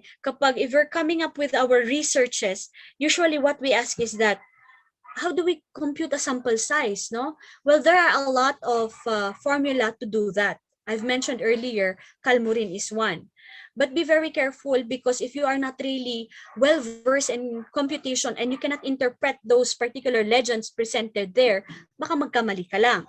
Okay, so ano na ang gagawin natin? The first advice is consult your statistician. Well, if you know somebody, okay, if you have a money, okay, then you can actually consult a statistician, especially na sa mga nakagraduate study ngayon. Di po ba? Ang dami-dami yung research question, ang dami-dami yung tables dyan, para makuha ninyo yung exact na sample size ninyo. Well, you can consult a statistician. If you have a friend, no, who can actually help you, okay? Hindi naman not necessarily, no, pero ang point natin is yung somebody who can help you actually to compute the exact sample size for your study. Ang mathematics teachers can actually help you. However, you ask them also if they know how to compute for that sample size. But I bet, of course, they have an idea about it, especially kapag yung mathematics teacher is actually well-versed naman or into, how do you call this one, research. So may idea sa dyan. Pero kung katulad ko na walang pera, tapos wala ka pang friend na statistician, kumusta ka naman, ano? So, pwede naman si Rausoff calculator. Ito yung ginagamit ko kapag kakailanganin ko naman ng tulong niya para sa aking mag-compute sa sample size. You can just merely use this one. So, go to your google.com, just write there Rausoff.com or rausoffcalculator.com, and then may blue dyan na parang background is blue. Tapos ang i-identify mo lang is how many population, yung ilan ba yung population na nandoon. Kunyari 5,000, isulat mo lang si 5,000, ilalagay niya yung exact sample size mo na kakailanganin mo. From that, you can already discuss that in your methodology that you have made Rausoff calculator in the computation of your sample size. Diba? So, readily available po yan and acceptable naman po yan sa academe. Okay po? Kasi may other computations pa pong ilalagay dyan. Even the, I forgot the other one na mag-a-appear. Pero Rausoff is very friendly, especially for those people who are not mathematical or knowledgeable about a lot of formulas. You can use Rausoff. Okay po? Okay. Sige, let's have a rundown again and we will be calling people. It's already time check. It's 11:37. I know you might be already hungry because a while ago, you might not have your break, or if some of you already had their break, very good. Now, okay, let's try to listen to other people naman, the other voice, not only our voice, no? Ma'am Maylene, Steven, are you in? Ma'am Maylene? Check mic, Ma'am Maylene, Esteban. Wala si Ma'am Maylene. Oops, sige, hanap pa tayo. Let's call Ma'am April Islay. Ma'am April Islay. Oops, wala rin. Wala si Ma'am April. Ma'am Sinaida ko na yun? Ma'am Sinaida? Wala sila? Biglang tumahimik? Wala din po. Ma'am Pagaduan. Ma'am Pagaduan, andito ka po ba? Very simple lang naman po ang mga tanong ko. Hindi katulad ni Ma'am Lilibeth. Come on. Uy, biglang tahimik po ang kuha natin Zoom natin. Ayan, Ma'am Pagaduan. Oops. Wala sila. Ay, Sir Drew, kailangan tayong magpa-price dito next time. Kahit load po kasi yun ang usually ginagamit nila. Load. Ma'am. O, sige, ma'am. Oo. Sige, hanap pa tayo para tingnan natin yung mga active participants natin. Sino pa ba yung iba dito? Okay. Ma'am Kalusa. Ma'am Kalusa? Yes, ma'am. Ayan si Ma'am Kalusa. Hello po. Morning Good po. morning. Okay, eto lang naman po ang simple question natin this morning. How many types of sampling were presented and what are these? 6, ma'am, but I missed the other one. So I have here 5. The first one is the quota sampling. Is it correct? I missed number 2, I Sige, ma'am, think. just go ahead. The third one is purposive sampling.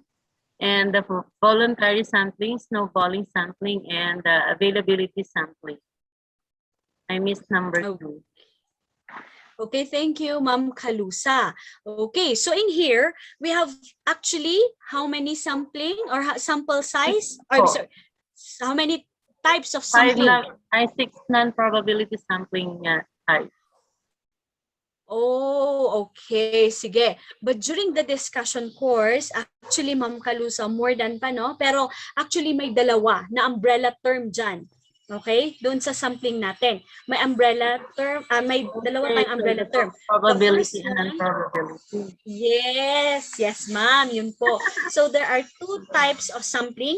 These are your probability and non-probability. Okay po? So take note of that. And under, of course, each, yun yung mga nasabi mo. Ano, ma'am? Yes, ma'am. Thank you, Ma'am Non-probability Kalusa. po yung nasabi ko. Opo. Alright. Thank you. Ayan. Name 2 under the probability sampling. O, sige. Sino pong makapagbibigay? Sinong pwedeng mag-raise ng hands dyan? Name 2. Under probability sampling. Name 2, name 2. Wala pang nagre-raise ng hands. Yes, sino? Si Ma'am Kalusa, go ahead. Yes, ma'am? Go ahead, ma'am. Cluster, ma'am. Pwede ba yun? Stratified sampling. Yes, very good. So you have under probability, meron tayong stratified at meron tayong cluster. Okay, thank you, Ma'am Kalusa. Bumabawi ah. Okay, number 3. How about this one? Name 2 under non-probability sampling. Name 2. Oh, sa non-probability naman po tayo. Yes, Ma'am sorry. Yes po yung naka-raise ng hand. Ma'am Mil L? Yes, ma'am. Oh, go ahead po, ma'am. Quota sampling and convenience sampling. Ayan. So you have 2. Thank you very much. Do remember, may 6 tayong na-present, at least 2 lang hinihingi ko. Thank you po. Alright. Oh, how about the 4th one? This type of sampling is also called chain referral sampling. Ano po yun? Snowballing, ma'am. Wow. Thank you, Ma'am Chaloy. Yes, snowballing sampling. Okay. Yes, ma'am. Thank you. Oh yeah, nagiging active na sila. All right, number 5. This type of sampling is based on who think would be appropriate to their study. Yung pinaka-appropriate kasi siya yung importante na makakapagbigay or rich in information. Yes, Ma'am Bella Salingbay?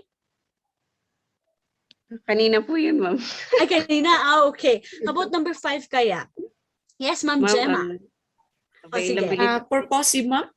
Okay, very good. Thank you. So the answer is purposive sampling. Okay po. So if you're going to look at it, no, if you're making use of your, a while ago, I repeat lang ha, paulit-ulit natin, para ngay ma-connect natin po yung discussion natin from day 1 to day 2.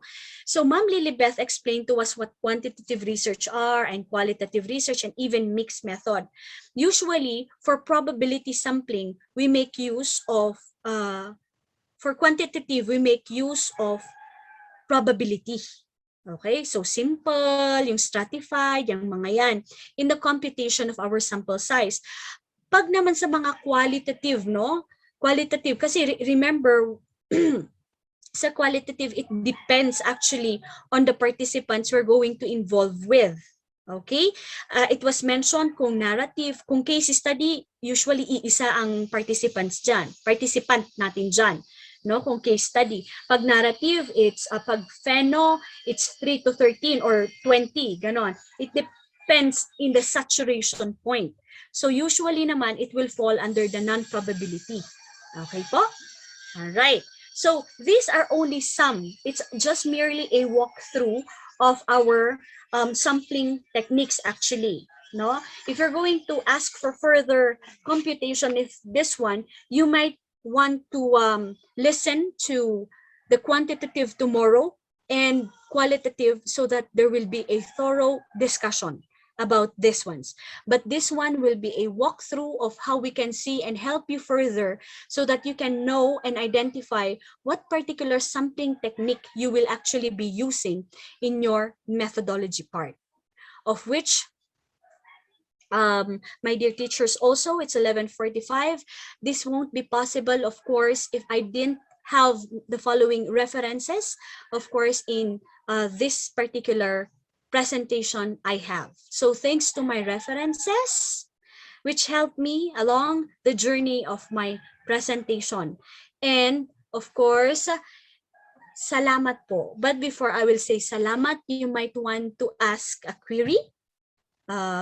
You might want to ask a question, if there are. Sige po. I hope I can clarify, or I hope I also help you along the way at hindi ko po nalito o nilito kayo kanina. Sige po.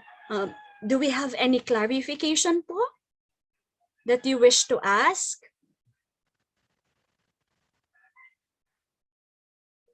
Anyone po? From the group? Nagte-thank you na sila agad, ma'am. O, iyaman daw. Ay, nako, hindi ko nakita yun na. Yaman. Ang clear yata, ma'am, ng presentation niyo eh. Walang gusto magtanong, oh. Ayaw. Ma'am, pero may nagre-raise ng hand. May tatlong naka-raise po. Oo nga po. Go ahead po, go unmute lang po yourself po. Opo. Or kanina yun, nung sumasagot sila. Ma'am Salingbay, Ma'am Gemma yan, and Mil El Payapa. Oo nga. El Payapa. Baka meron po silang katanungan?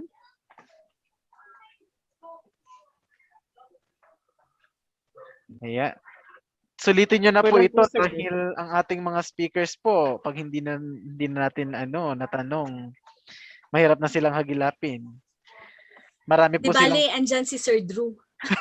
Marami po silang pupuntahan ngayon kasi maraming naka-sale. Aba, alam mo, oo, at saka sura, no? True. Okay. Ayan, kasi nakatanggap na ng bonus. Meron pang paparating na sahod sa 22. Nako. Yun na.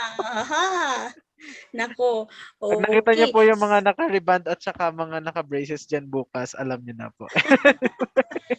Doon na talaga nilagay. O, sige. Perhaps, Ma'am Jay, yes. Tanong. Yes, ma'am. Ma'am, Ducalas? Go ahead, ma'am. Ma'am Proy. Ayan, yes, ma'am. Medyo humihina ata yung signal. Ma'am, yung itatanong ko is about sa social weather station surveys. Kasi yan yung mga ilan sa mga sikat na klase ng survey na naite-televise din yung kanilang result, like trust rating ni President or kung sino na ang nangunguna sa poll, presidential candidates. Ano po bang sampling technique po ang ginagamit ng SWS and gaano po ka-reliable yung result na nakukuha nila given the sample po na kinukuha nila sa kanilang survey? Survey lang ata yun, Ma'am Froy. And if I'm not mistaken, yung mga taong parang ay binibigay yung link, from that particular link, yung mga sumasagot lang doon, tapos yun na yung tinatali nila. Tapos from that, magbibigay na sila ng particular, interpretation nila. So from among the population, we cannot actually say that that's the total population. Kung sino lang po ang nakasagot doon, and din yun lang ang mai-interpret nila, yun ang i-represent nila. Yes, ma'am. Kasi kanina po, present niyo po yung formula kung paano mag-compute ng sampling given the total population na na parang pasok doon sa category ng iyong study. Tama po ba? In the case of sa mga SWS survey, like for example, result ng poll sa election sa presidential candidates, wherein ang total sample doon is yung total population ng Philippines, particularly sa mga vote, yung mga registered voters natin. Pero ang kinukuha lang kasi nilang sample is 1,200 against 100 million Filipinos. So yung 1,200 sample po ba, coming from a Survey, from that survey lang na nakuha nila, ano? and sa inyo po na malawak na yung experience sa pagkakandak ng quantitative study. Ano po kaya yung criticism sa ganoong strategy po na ginagawa ng SWS na 1,200 respondents lang out of 100 million total population given the nature of the study that they are conducting? Even if it is only survey, that is also technically very crucial. Yes, ma'am. Ma'am Freudelin, thank you very much for that crucial question of yours, which is of course very huge when it comes to this particular topic. Pero your how do you call this one? Your question is very true, but basically I will just merely give my opinion also about that, because I cannot speak also to the people who are how do you call this one? Conducting their particular research dun sa mga survey nila. If you're going to look into it talaga, kulang na kulang. From that million of registered voters in the Philippines, tapos ang kukunin mo lang is even 2,000 or even 5,000 would not actually tell us that that's already the truth or the unanimous decision of the whole country or the registered voter, no? Kulang na kulang. Pero as they say nga, survey lang siya. When we say about survey, hindi naman siya they just parang get only the opinion of people. Ito lang yung survey, pinakita nila para may idea lang yung people, because one way or another, it may actually change the mindset of people. Once na nakikita mo, ito ang number one. So you might be thinking, okay, I'll go to this one or to this one and the like. It really affects kasi kapag may survey, no, na lumalabas, and it gives us an idea. Pero basically, in my opinion, kulang yung mga sample size na nako-compute actually nila. Okay? Para para sabihin na that will speak for the whole population. Anyway, it's just like a representation. Yeah, that's my opinion po, That's for my opinion. Ayan po. So, Ma'am Jane. Yes, thank you po. Yes po. Thank you, Ma'am.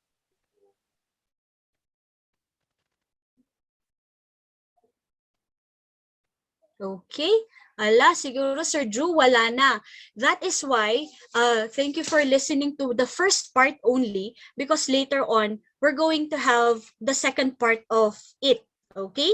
The second part of it will be discussed later on, after our lunchtime, para naman medyo makapag-break tayo at i-connect na naman natin yung first na discussion ni Ma'am Lilibeth to my discussion and to the next one. Anyway, halos mabilisan naman na lang ito. And then, workshop na po tayo. Okay, with which, thank you very much. Sir, back to you, Sir Drew. Thank you very much po, ma'am. Very comprehensive, very nice, no? So, sa mga participants po natin, wag po kayo mahihiya kapag tayo ay nandito sa no? This is a training course. So, imagine po nasa klase tayo. So, you can really ask any question, yon. So, yan, no? At masaya nga po kasi yung mga trainees, mga speakers natin, no? They raise questions, they interact with us. And thank you very much, Ma'am Jane and Ma'am Lilibeth.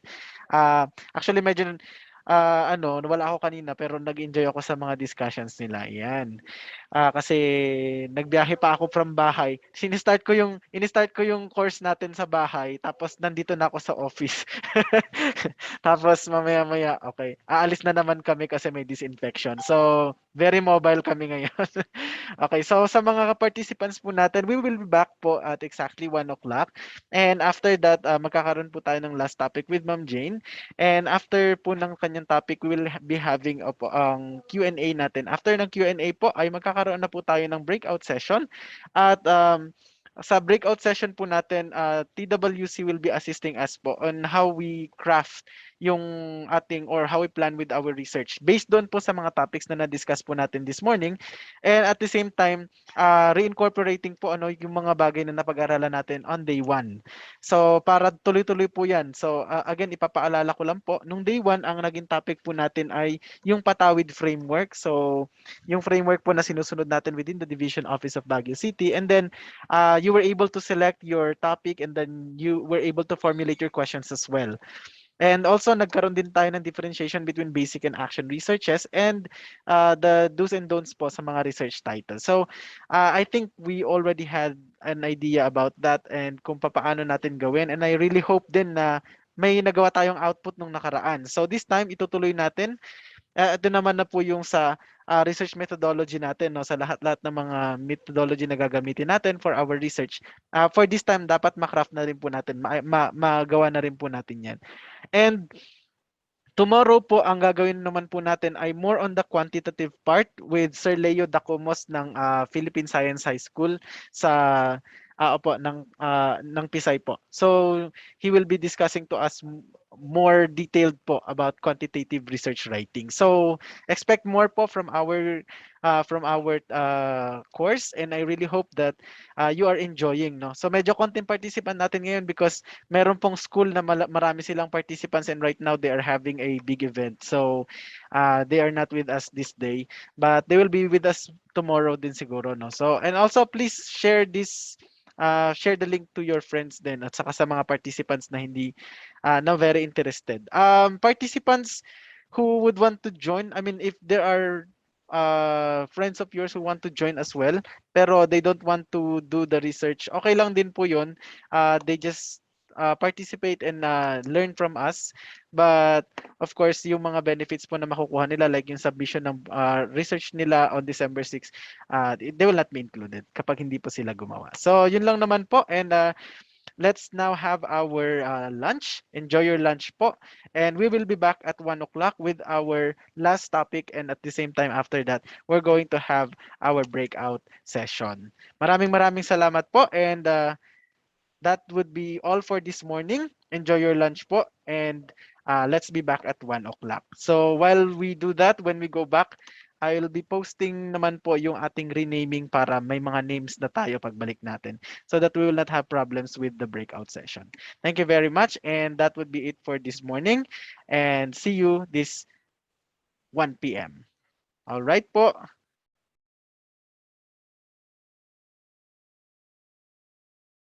Na po. Pa-thumbs up na lang po kung kayo ay ready na this afternoon. Pa-thumbs up na lang po. Yan, so may dalawa na tayo nag-thumbs up. So dalawa pa lang ang ready. 4, 5, lahat po tayo mag-thumbs up. Yay! Okay, so marami pa rin po ako nakikitang hindi pa nakapag-rename. All right, pa-thumbs up na lang. Okay. Okay, thank you very much po. All right. So this afternoon, itutuloy po natin ang ating session. And later on po sa ating breakout ay magkakaroon po tayo ng write shop na, no. Itutuloy na natin yung ating mga sinusulat na research. And pag again po, no, yung timeline natin i-present natin, ay sabihin ko lang po ulit sa inyo. So day 1 hanggang day 7 po ay magkakaroon po tayo ng write shop, and then day 8, 9, and 10, dire-diretso po yun, write shop pa rin po yun. I mean, day 1 to 7 po, meron tayong speakers, and nakaka-day 2 na po tayo. And day 8 and 9 and day 10, yun na po yung time na i-finalize na po natin ang ating mga researchers, ay mga proposals. And then sa day 10 po, from 8 o'clock to 5 p.m., we'll be accepting researches po coming from the participants. So, lahat po yun, iplano po nating ipasok sa birth, no? Para po nang sa ganun ay maganda po ang ating mga birth this year.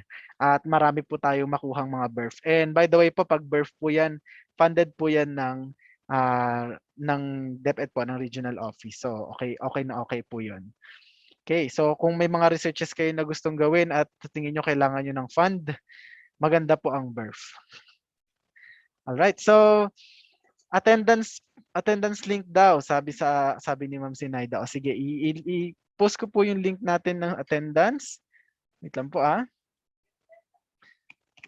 Okay, ang attendance link natin, everyone. All right, so ito po ang ating link, ang attendance link. Pa-attendance na lang po. Thank you, ma'am. Okay. And then, pa-rename na lang din po ng ating mga Zoom name para nang sa gayon, madali namin kayo ma-divide later. Kapag hindi po kayo naka-rename, we'll be assigning you anywhere po. Ibig sabihin, kung may mga kagrupo kayo, baka magkahiwa-hiwalay po kayo. Okay. So, alright. So, tomorrow, ang magiging topic po natin, by the way, meron din po tayo bukas, no? Ito na po yung sa Quantitative by Sir Leo Dacumos from Philippine Science High School, CAR. Ito na po yung statistical tools, including, ayun na po yung part ng Quantitative Research Writing na po siya. Okay? And sa mga hindi pa po nakakapag-add sa atin sa Facebook, dito nyo po makikita ang ating mga announcement, updates po. Paki-add na lang po yung link na nabigay ko sa inyo so that kapag yung researches ninyo ay na-approve na or ano yung status niya, makikita nyo po na nakapost dyan para hindi po kayo pabalik-balik sa DO to follow up. Okay, so this afternoon, taas-taas po atin mga kamay. Sa mga kumain at mga nabusog ay baka mabinat-binat pala, baka masobrahan. Sa mga hindi naman po kumain, okay lang po yan. All right, so this afternoon we will continue. Ma'am Jane, are we set na po for the continuation po ng ating activity po? Yes, sir. All right, so I think Ma'am Jane is well ready for all of you. So meron tayong 61 participants. Kanina we're around 70. So konti na lang hinihintay. So we don't have to wait for everybody. So please, Ma'am Jane, take it away. Thank you very much po. Thank you, Sir Drew. Okay. Ayan, magandang hapon naman. Kanina magandang umaga. Ngayon naman po is magandang hapon po sa ating lahat. All right. While waiting for the others, let's already start para hindi naman sayang yung oras ng mga andito po sa Zoom room natin. So, let's have it already. Okay, so we have our research methodology in here. Still nasa research methodology po tayo para sa mga kaiin pa lang po. We're still talking about, it's like for the graduate school, this is your chapter 2, no? For us to better understand, let's have a brief review again so that we can see the relationship of all the things that we have been talking. So earlier this morning, we have been talking, or Ma'am Lilibeth has been talking about research design. We're done with that. Now, apart from research design, in your methodology, we should have population and sampling techniques. But what was presented to you earlier was that more focus on the sampling techniques. Okay, we're done with that. Now, we're down with your data collection procedure, and that is our discussion this afternoon. Of course, we will not end up there supposedly because tomorrow will be another continuation, particularly that of the statistical treatment of your data. But our main focus this afternoon is that of the data collection procedure. Okay, now you might have heard or read a lot of books, with different things like data collection process, data gathering procedure, research procedure.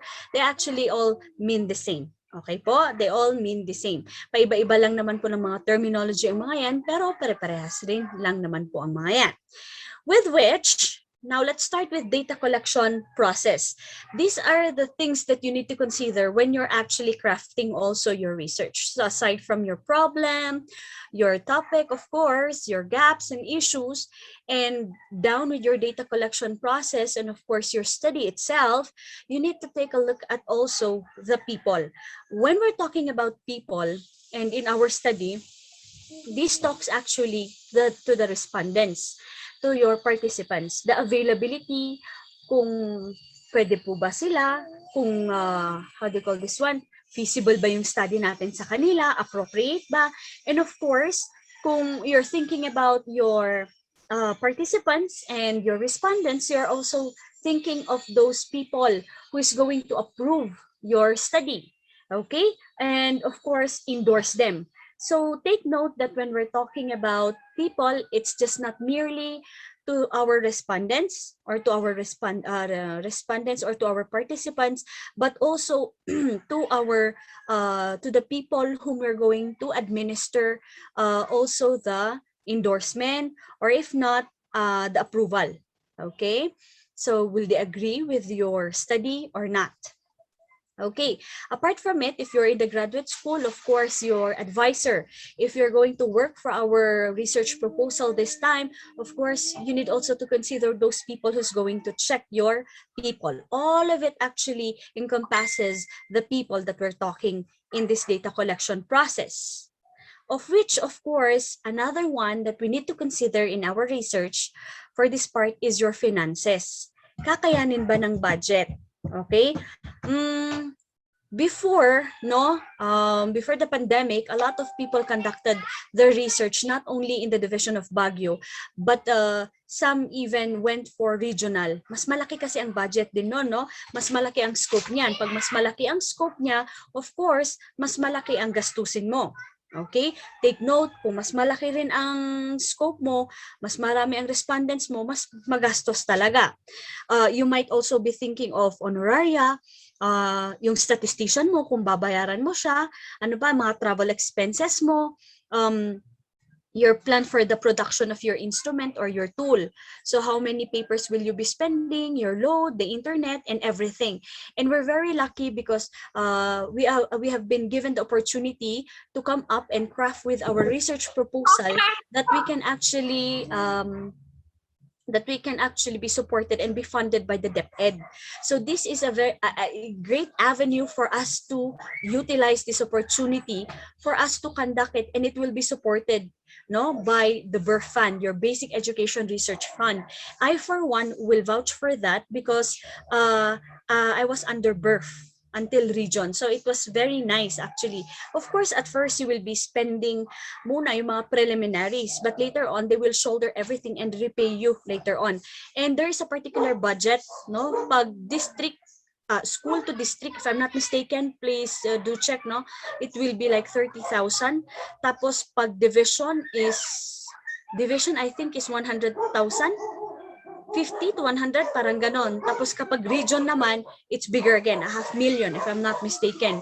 So, ang ganda kasi may mga particular budget pala tayo na pwedeng may alat para sa ating research. So, why not grab the opportunity? Because aside from you administering your study, or how do you call this one? Making your study, no, para sa sarili mo, para sa improvement, contributing to the body of knowledge, nabayaran ka pa. Di ba?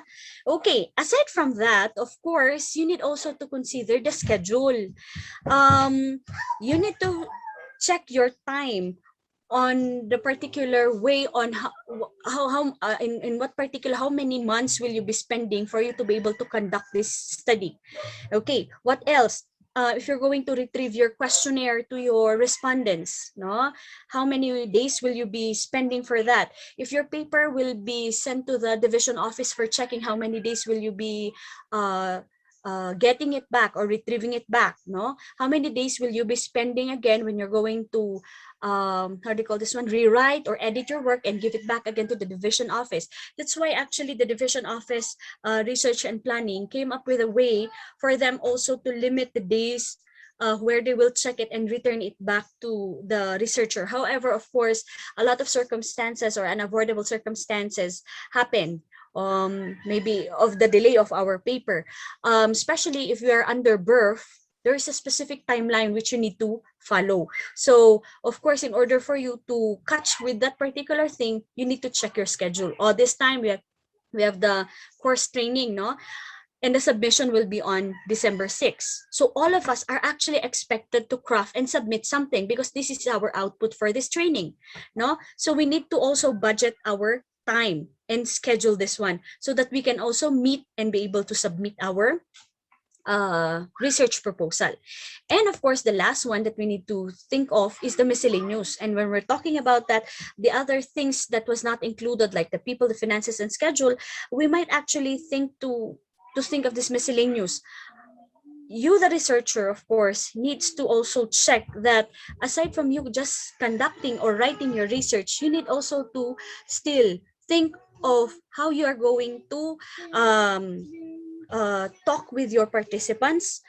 How are you going to build your trust to the people whom you're going to administer your questionnaire? Because you cannot just merely say that, hi, I'm a researcher and blah, blah, blah. Would you mind to please answer my research? And that's it.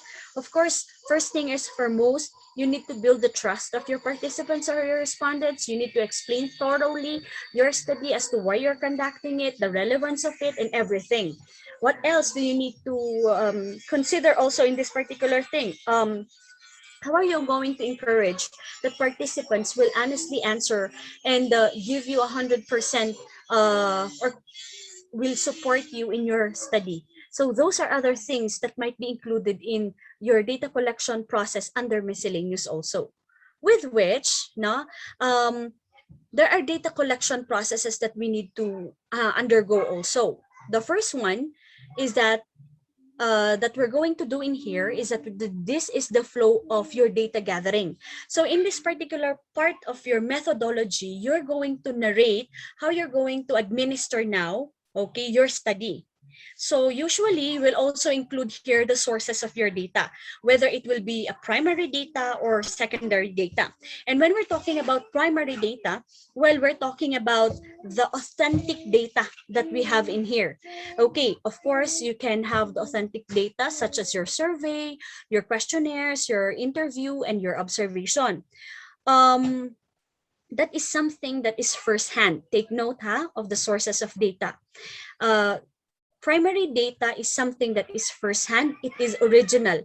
When we say secondary data, these can be obtained from many sources. Okay, this can be taken from your literature, compilation, database, from the internet, books, journals, magazine, published research materials. Those are your secondary data. All right. Now, what's the significance of this particular portion of our methodology? Well, this will actually guide us or to answer our statement of the problem. And it will also allow the researcher to prepare the things needed before the conduct of the survey, because it's important that you should be able also to plan, of course, your study. So this is my plan. I need to craft first the letter to superintendent for me to be able to administer this one to the teachers of the division of Baguio City. After that, of course, I needed to prepare my questionnaire. Checking it, of course, the validity and reliability of your questionnaire. If it's for how do you call this one? A quantitative kind of research, no? So you need to check all those ones. So this is like a preparation for you already on how are you going to plan also the flow of your research in this particular portion of your study. Now, this will also ensure that the research that you are conducting is something doable and something that is not unimaginable or unattainable. Because there are times that we are planning of a lot of things, and yet when we're going to think and plan for it, ay, parang wait lang. Parang ang hirap pala, di ba? Of course. But there are also times na sasabihin mo, ang hirap naman, ang hirap. But if you also try doing it, yun lang pala. Okay? So, this portion of our or part of our methodology will help us actually to plan and at the same time narrate on that portion on how are we going to go about with our research. Now, let's try to take a look at this example. I have here an example. It says here, data gathering procedure. It says there, purposive sampling was most suitable choice for the selection of the participants, especially due to the COVID-19 restriction. So ito, nagna-narrate siya. First paragraph and explain niya kung purposives, anong ginamit niya na sampling. A while ago, that was our discussion, sampling technique. The second paragraph then entails us that the study will employ combined face-to-face and online survey. For respondents in accessible location, the researcher will utilize one-on-one interviews. So, yan. So, eto, yung researcher naman po, I took this one in a research study conducted by Mr. Anthony Bancado po. No? Thank you for him. I asked permission before I tried to give this one as my example. No? Now, he tried also in the second portion of this particular part, explain also how is he going to gather that particular data that will be needing into his study. There you go. That's the second part. And the third part, if third paragraph rather, if the respondent will not be in accessible location, the questionnaire will inform them and so on. Another one, here, the researcher will use thematic coding kasi mixed method tong ginamit nung teacher po or nung researcher. So explain din niya na may thematic coding siya which involves identifying passages and the like. Tapos on that particular part also, or this paragraph, to begin the process, the researcher and research mentors will read the responses several times to decrease possible research biases. Ayan. So in here, he did narrate how he will be able to process and how will he be able to code, thematize, and undergo with his research. This is quite lengthy actually because it took like 2 pages of his paper, no? There, he even narrated that the next step is like this and the like. All right, that's one way of presenting it. Okay, that's one way. We cannot say that this is a perfect example. The examples I'm giving you is just an example. Of course, we can do a lot of things still to improve, or if not, make our own research procedure. Okay, this is also mine. This is my example in my graduate school. It's just as simple as this one. Okay, so it's just one paragraph. Okay, this is already done. That's why it's in the past tense. The study is conducted adhering to the gathering procedures following the scientific standards. A letter of request was given to the superintendent of the division of Baguio for his approval of the study. It was followed by a letter of request to the different school and senior high school offering HUMs. Ayun. So alam na natin na yung first is approval muna kay sa pinakamataas. Kung nabigyan ka ng okay signal, then you go about sa mga participants mo kung okay naman, and then ano na, what's next? So eto, what's next? Also a letter to the participants about the research and on how their answers are solicited were explained comprehensively. Ayan, so you need again to narrate there how will you do it. Now the data will be tabulated and a follow-up interview was conducted. The signature of participants were requested to verify the data gathered after the transcriptions because this is purely qualitative yung research ko na ito. So I needed to explain properly, okay, in here. And then after that, interviews with some of the teachers and other students and with the use of a dictionary were conducted to further validation of the results. Ayan. So you can make it as simple as this one, or you can follow the other one, or you can do it on your own, as long as you have narrated there the things that we're talking about. How will you do or go about with your study? Okay po? That's for your data collection procedure. All right? Okay, pa-thumbs up naman po if you are still with me, though it's already 1:26 and we have 68 participants in our Zoom meeting this afternoon. May we see a thumbs up? Thank you so much, Ma'am. Ayan, from SDO Baguio, of course, Ma'am Chaloy. Ayan. Okay, Ma'am Chaloy, thank you very much for responding. Si Ma'am Lilibeth. Ayan. The others? Okay, multitasking pa rin sila. All right, there you go. So that's just one way. Okay po? As easy as that. That's the first discussion, or the second discussion of mine. Okay, we're down now also in the third discussion, which is ethics in research. Okay, ito very crucial and sensitive particular topic actually when we're talking about research. But what is ethics actually? Well, accordingly, ethics could be defined in many ways, right? It could be that they say that it's a concept of right and wrong, determining what is moral and immoral. It talks about respect, honesty, and integrity of a person. What else? A person needs to be ethical when a person is doing the right thing. and not doing the wrong thing. And you can define it in many ways, okay? But what is right for other people if that right thing is bad for the others? Oops, something very philosophical naman na yun, no? But when we're talking about ethics, we are just merely going to focus this one on our discussion in ethics in research. Okay, so actually ethics will give us, or this provides us guideline for responsible conduct of our study. Okay, so remember, for the ethics in research, it is a guideline. What else? It allows researchers and scholars to further educate also themselves, no? Because a researcher like you need also to know the following things to consider when we conduct research. You're very good in computing your sample size. You're very good in using your particular computation in quantitative data. I know ANOVA, I know t-test, I know Kudos Richardson and everything. But you don't know the ethics in conducting a research is a very big no-no, okay? It's a very big no-no because you might actually be violating a lot of things already about this one. Okay, thus, ethics in research writing is this, okay?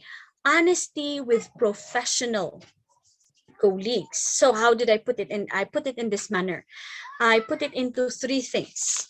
First one is the honesty. Now, you report actually, when we conduct a research, we report actually findings with complete honesty, okay? We should avoid manipulating the results of our study. Remember, that's why I highlighted there the word honesty, okay? The second one, we do not intentionally, okay, misinform, mislead, and misinterpret. There are times that researchers, no, because they would like to show something in the beauty of the research, no, and very emotional into the research, they are giving misinformation, which actually might mislead also the listeners or the viewers into that particular study. No, para lang mas maganda yung kanilang research, they will give misinformation or magbi-misinterpret sila sa data nila. Or you can also give appropriate credit when using other people's work. Oh, there are times, no? Come to think of it and reflect in yourselves. Have you been, if you did not yet write a research or any particular thing that you have done, did you try crediting all of those people? No, when you use the idea or their idea, okay? Of course, we should, no? We should, okay? That is being honest, right? What else? Number two, this is also protection from harm. Researchers should not expose their participants to physical or psychological harm, particularly also if you are using, for physical, quantitative. Okay, just for you to be able to conduct a very beautiful and very good study, you will expose your participants into a particular thing, exposing them physically or psychologically. Ano ba ang mga research sa physical, no? Especially sa sciences, di ba? Sa medical profession or medical research.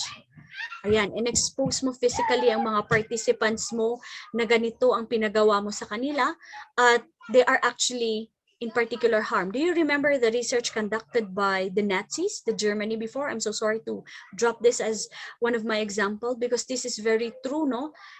During those time, ang daming mga German doctors who experimented to a lot of people, particularly the Jews, no? Oo, the twins, bakit nagkakaroon ng twins, di ba? Ang dami, yung bakit kailangan natutulo ang tao, yung mga experimentations like that. You're exposing your participants into physical harm. Qualitative naman, sa psychological harm din. Of course, ano yung mga bagay-bagay na dapat natin iwasan? Especially right now that we are in the verge of this particular pandemic, our mental health is really at risk, no? even the young ones, the teenagers really are at risk into this one. And if we are not very cautious about this one, we might be touching or pushing them further to their limit, which will put them again into depression. So be very careful if you are the researcher and if you conduct interviews with them. Okay? Be very careful. What else? In case the study contains a certain amount of stress or psychological discomfort, the participants should be aware of it and must be explicitly express their consent to participate. Okay, take note of this one. If there are questions or that particular research of yours talk about sensitive issues or issues that might actually bring out something that is very personal of them, give them a consent letter or assent letter for them to know really that this is what your study is all about. No, so that later on, nobody's going to pinpoint that you have done that research because you have pushed that participant of your or respondents of yours. The participants should be fully aware of your study and of what the questions are before you conduct it. Okay, that is for protection from harm. And the third one is your right to privacy. No, researchers should protect the privacy of your participants.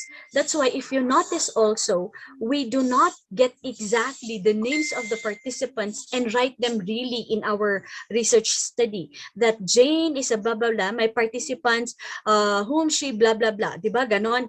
We do not. We use actually code names, no, or pen names to avoid actually and to keep actually their privacy. Next, the nature and quality of individual participants' performance should be kept strictly confidential. Okay, let's say for example, you took your learners as your main respondents for your study and then lagi siyang consistent na bagsak, ano? Because there is a particular problem of the child. No, huwag mo ilalaglag yung bata na nakuha mo yung information sa kanya or sa teachers niya. Tapos sasabihin mo na si Noel laging bagsak because of particular family problem, psychological problem, ayan na. So always if you got a particular result or things from your participants, keep it confidential. Kahit sa friend mo, do not name drop or give a particular information that might or will destroy actually your participants or your respondents because they have trusted you in the first place. Remember, building trust to your participants is very important. The third one, researchers should also consider the privacy of the participants by protecting the electronic data. Ito kasi, ngayon, no, in the verge of this pandemic, we are now allowed to conduct our interviews online or observation online. And sometimes we're not aware that, take note of that, hackers can actually get information from us. Okay, and whatever you have saved there or uploaded probably might be taken and might be used. Okay, kaya be careful rin kapag gumagamit kayo ng mga online application. Like for example, may mga times na nag-grammar check kayo or ano yung mga ibang applications, nag-check kayo ng plagiarism. Be careful kasi kapag ina-upload niyo yung trabaho nyo online at hindi siya secured, no? There are times na nakukuha yan ng mga hackers. Napapalitan yan. Okay po ba? At pwede nilang gamitin yan kung nabasa nila may information na pwede nilang i-divulge that will really destroy you. They might actually use that one. Pwedeng pagkapirahan. Okay? So be very careful also in using online applications. Okay. Now, with that discussion, there is this most common form of scientific misconduct. Ano kaya ito? Yung tinatawag nilang the most common form of scientific misconduct. Do you know it? Anyone among the group? Actually, you know this word, no? You know this word, and this is actually your plagiarism. Okay, who does not know about this word, no? Every now and then, naging issue to. Now, plagiarism is said to be the most common form of scientific misconduct, with which, when we're talking about plagiarism, because I know for sure you know already what the meaning is, no, of what plagiarism is. There is what we call self-plagiarism.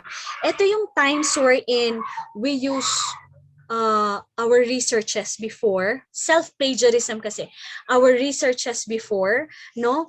Tapos kukunin mo yung part ng research mo, tapos gagamitin mo na naman sa isang research. Or pwede naman yung yung data o images, no, na nagamit mo noon sa previous research mo, gagamitin mo na naman ngayon. It's like reusing some parts of your research again, no? So try to think of it. Nagawa nyo na ba ito? Sa mga nakagawa na ng mga research, methodology ko, kopyahin ko na lang yung ethical paragraph ko doon, i-copy-paste ko na lang doon. Or yung sa data collection procedure ko, copy ko na lang dito, padadamat lang. Oops, be very careful. That is what you still call self-plagiarism. Kahit na nanggaling sa'yo yon, still, it's still plagiarism because you have used and utilized that one already earlier. The second one is your duplicate plagiarism. Lalong duplicate, when we say duplicate, this is a particular work of yours, no, wherein na-publish mo na siya, tapos pinablish mo na naman siya. Okay, kaya careful kayo. For example, ang research natin ngayon, naka-craft tayo ng research natin. Fully implemented na yung research natin. Of course, binayaran yun ng birth. Hindi mo pa pwedeng sasabihin na maghahanap ka ulit ng ibang institution na gagamitin mo ulit yung pinablish ng birth tapos ibibenta mo or gagamitin mo ulit para maipublish yung trabaho mo. Okay? Be very careful because that will be duplicate plagiarism ang tawag doon. Most especially kasi finandan ka na ng birth, which means hindi lang ikaw ang author nun, co-author mo po ang DepEd. So bawal na bawal yon. Okay? Yun po yung na-explain sa amin noon na kapag nafundan ka ng research, hindi na pwede na i-publish mo ulit yun sa iba kasi nga pera yun ng gobyerno, dalawa kayong co-author nun. Okay po? So be very careful. All right? That's duplicate plagiarism. We also have the word deliberate. Deliberate plagiarism. Ano naman ito? Ito yung nagka-copy-paste tayo ng trabaho. Anyway, sentence lang naman tong kinokopya ko. Kopyahin ko na nga lang. Ano pa? Itong mga paragraph na ito, kakailanganin ko phrases na mga ito, and then you call out from the researches of other people, then you're coming up with a part. Ang tawag doon is patchwork. Patchwork. Kasi parang pinapatch-patch mo lang mga words tapos nakabuo ka na ng sayo, no? That is under deliberate plagiarism. No? Patching of work. Ano pa? Under deliberate plagiarism is ito, buying or downloading researches online, or if not, nagpagawa ka sa kakilala mo ng research. No, it's a deliberate. Hindi mo alam na yung pinagpagawan mo pala ng research is kinapin na yung some parts ng mga research na naman na yon, no, sa ibang tao, tapos pinatch-patch na naman niya, tapos binigay mo sa'yo, proud ka kasi ang akala mo original work ng tao na yun, kaya nga binayaran mo siya, di ba? Pero actually, that falls under deliberate plagiarism. Be careful with these particular things. Sinungaling ang nakakaalam kundi ako. You're still lying within yourself, no? Okay, next is accidental. Ito naman yung parang, hindi ko kasi alam how do you call this one? Mag-cite, paano ba? Tapos nagamit mo na siya, na-publish mo na siya, feeling mo ikaw yung nagsabi. Pero nung na-check, hindi sa'yo to hindi nanggaling to, yung idea na to hindi nanggaling sa'yo. Tapos patay mali siya ka. Yung mga yan, it will fall under accidental plagiarism. Yung mga, you don't know how to paraphrase or to quote those people, no? Tapos kinopya mo lang yan. Yan yung mga sinasabi nilang accidental, plagiarism. Plagiarism. Okay, so remember, there are 4 things that I have considered in here, but there are a lot actually. No, there are a lot. All right. Now, what else? Ito. How are we going to say that you have actually already plagiarized something? First one is when an individual is claiming that he or she is the author or originator of another person's work. Ayan, ala, it's a very big no-no. Yung kumuha ka ng trabaho ng iba, tapos i-claim mo na sa'yo. Aray, no? I always tell my students, lalo-lalo na pag-essay, tapos magpapas sila, be careful. Kasi are you happy that yung pinaghirapan mong trabaho, kukunin lang ng isa, tapos ipapublish niya, aangkinin niya. How will you feel about it? Okay? Ayan. Number 2, when copying the whole written work or even the words, ideas, or sentences from someone without acknowledging him. Words lang naman to, phrases lang naman, grabe naman. But still, yung idea and thought pa rin niya is sa kanya, well, at hindi mo siya in-acknowledge, still, nag-plagiarize ka. Ano pa? Para hindi tayo sasabihin na, ay, hindi ko alam kasi na ganito pala ang plagiarism, no? Para hindi natin sasabihin na accidental plagiarism yung nagagawa natin. Number 3, when one fails to put quote mark or quotation mark on a quotation or an excerpt from an outside source. Ayan, yung mga accidental plagiarism na ginagawa natin. Nakalimutan ko. Pero actually, si Kwan yan eh. Pero wala na. It's there already, it's published, no? So it's still plagiarism. What else? When changing... Yes, Ma'am Contada. Yes, Ma'am? Baka napintod lang. Konti bas-bas na payo mo. Ay, buti Ma'am Contada. Manong data? Data? Sir Drew, siguro pwedeng ipamute mo muna. Ayun. Thank you. All right. Number 4, when changing words or ideas from source without giving credit to the real author or source. Eto, yung times na kukuha tayo ng particular sentence, no? Tapos ipipaste natin. Tapos hindi natin credit or in-acknowledge siya. Again, kahit na phrase man yan, kahit na word man yan, kung yung idea is nanggaling sa ibang tao, you need to cite it. Okay, when changing words but conveying the idea and using the sentence structure of an original source without acknowledging the author. Ayan, yung pinalitan mo naman, ni-reword mo rin lang naman. Still, yung idea pa rin ng tao andoon, plagiarism pa rin yan. Okay, so, how are we going to avoid plagiarism? Number 1, you cite. Okay, it's important. So if you have the idea there, why not cite it, no? It's okay naman. Will it make you less person if you cite a particular phrase perhaps or a paragraph coming from a person?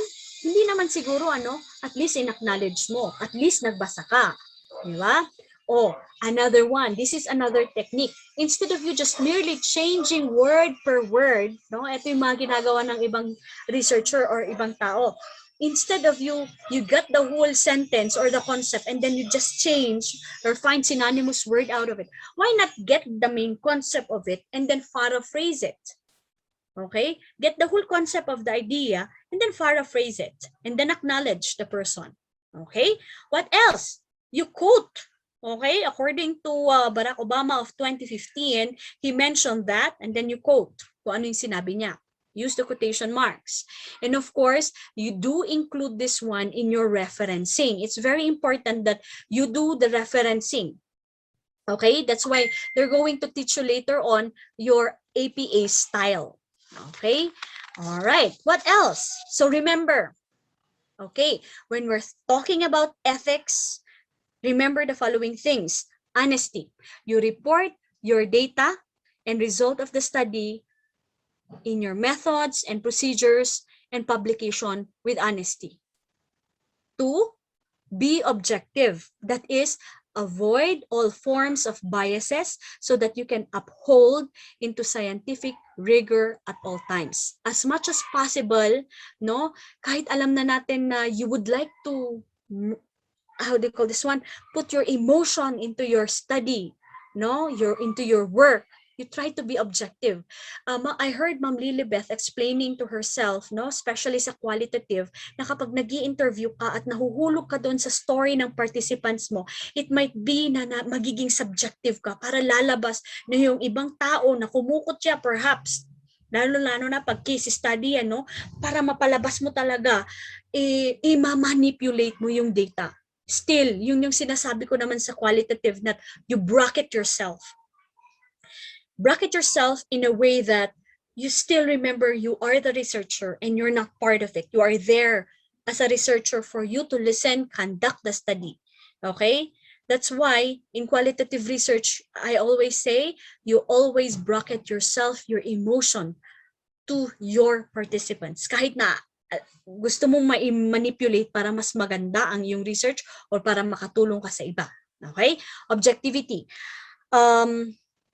Confidentiality. Ayan. This is for us to protect the confidentiality of our participants, respondents, the communication that we have been crafting, and everything. Okay? What else? Legality. Okay. Oath to obey the laws and relevant institution. Okay. There are legal things that we need to take into consideration. Before we conduct with our research, if I'm not mistaken, there is this letter that we need to sign. Di po ba kasama yun sa research proposal natin? Ano yun? Yung hindi natin i-disturb yung klase natin dahil nagkakandak tayo ng research. Tama po ba? Yung mga forms na mga attachment natin, di ba?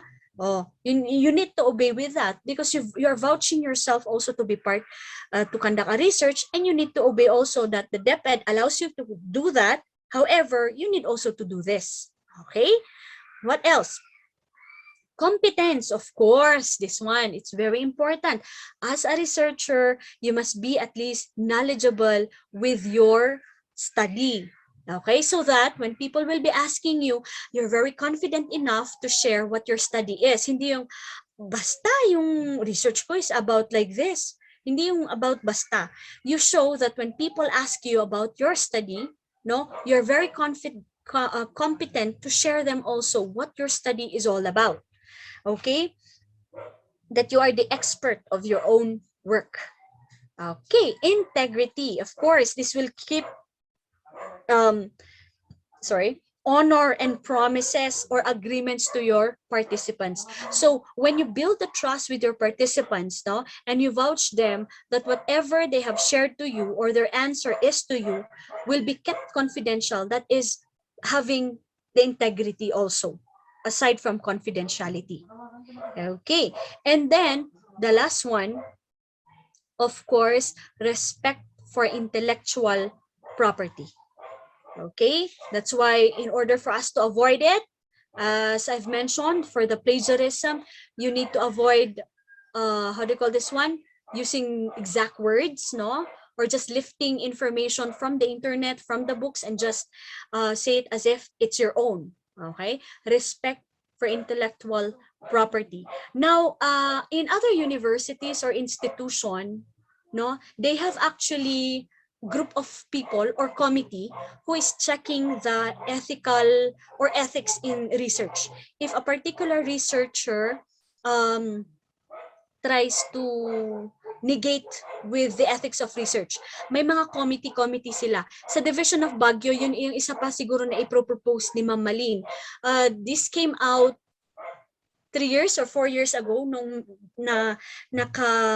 how do you call this one? When I attended a regional conference, lumabas na dapat each division, okay, or a region should have at least a committee to check the ethical consideration in a particular research. Kasi walang problema sa atin when it comes to checking of our research paper. We have the technical working committees. We have also the EPS who is actually checking also our paper. So maganda yon, no? But ang hindi natin na-check talaga is yung ethics also in research kung may hindi tayo nakikita doon. Okay? Kasi syempre, mas maraming mata, mas maganda naman. There is one particular committee like Committee on Publication Ethics. Yan yung COPE na sinasabi nila. It's one particular committee. But in research. Pero sa division natin, wala pa ata. In certain universities, nagka-come up na sila ng mga committee kung saan they will also try to check yung part lang na yon. And if you also notice, ang kagandahan sa atin is that though we are following all the guidelines also coming from the central office down to the region and our patawid, our very own, no, we also inserted their ethics sa pinaka last part ng methodology natin, right? Did you check that out? That's why if you conducted already yung research design natin, data collection, statistical analysis, sa lower portion niya, we include there your ethics. Tama po ba? How will you say that you have tried to consider also ethics in your research? In which actually, meron yung sinasabi pa nilang right to withdraw. Because there are times that, I would just already include this one, there are times wherein participants, when you invited participants and they voluntarily participate in your study, then suddenly along the way, they realize that medyo crucial pala yung study or mahihirapan sila or ayaw pala nilang sabihin yung kwento nila, meron silang right to withdraw. And you need to respect that. Huwag mong pipilitin ang mga participants. Tandaan po, huwag nating pilitin ang mga participants natin. Kung ayaw nila, wag. Ngayon, kapag nag-administer ka ng questionnaire sa quantitative, kunyari sa 100 na tao, ang bumalik lang po sa inyo is 80. Wag mo pong pilitin yung 20 na yon na ibalik yung yung questionnaire na may sagot. Kung ayaw po nilang sumagot, pasensya na po. I do remember, 8 years ago or 10 years ago, yung pupunta ka sa faculty mo, tapos uupo ka, tapos adamat to nanti, what dito, questionnaire, akin bagay nga ta dito ay, ni head mo, o ni principal mo na, paki-answer man ka no dayta, research ka no dayta. Diba? Have you tried that already, fellow teachers? Tapos sasabihin mo, how will I answer this one? I don't have any idea about that particular research, hindi niya nga in-explain to. Diba? So nga sa atin naman, sige, ka-check-check ka, na-answeran nun. Do you think that particular teacher will be able to retrieve a very good data? Ano? Yun yung mga dapat na i-check rin natin, na kapag magkakandak ka ng mga researches na ganito, kailangan mong kausapin ang mga participants mo kung willing ba talaga sila, kung ano ba talaga yung study mo. At wag na wag ka rin mag-check ng questionnaire dyan or sasagot-sagot dyan kung wala rin lang siyang letter na naka-attach doon. Kasi along with the questionnaire dapat, you must have actually a, how do you call this one? A letter informing them of your permission na sasagot ka doon. Okay? Be very careful with that. Kasi tayo palang force noon. Pero ngayon, may ethics pala ang research na pwede ka palang hindi sumagot kasi it's your right also as the chosen participants. Kung ayaw mo, edi sorry siya, si researcher. No? What else? So that I will be able to, okay, the consent and assent letter. Consent will be given perhaps, for example, ang mga participants or respondents natin, learners. No? Learners, binigyan mo sila ng kunyari 18 years old and above sila, okay, consent na isa-sign nila para alam mo na gusto nilang maging part ng study mo. However, pag below 18 kasi sila, lalo-lalo na pag elementary, no? Do not just give consent letter to your school principal that you're conducting a research or to the advisor. You also need to inform the parents, no, about the study that the learner, yung anak po nila, ikasama sa study nyo. Okay? Yes, Mama Alad ko. Okay, thank you.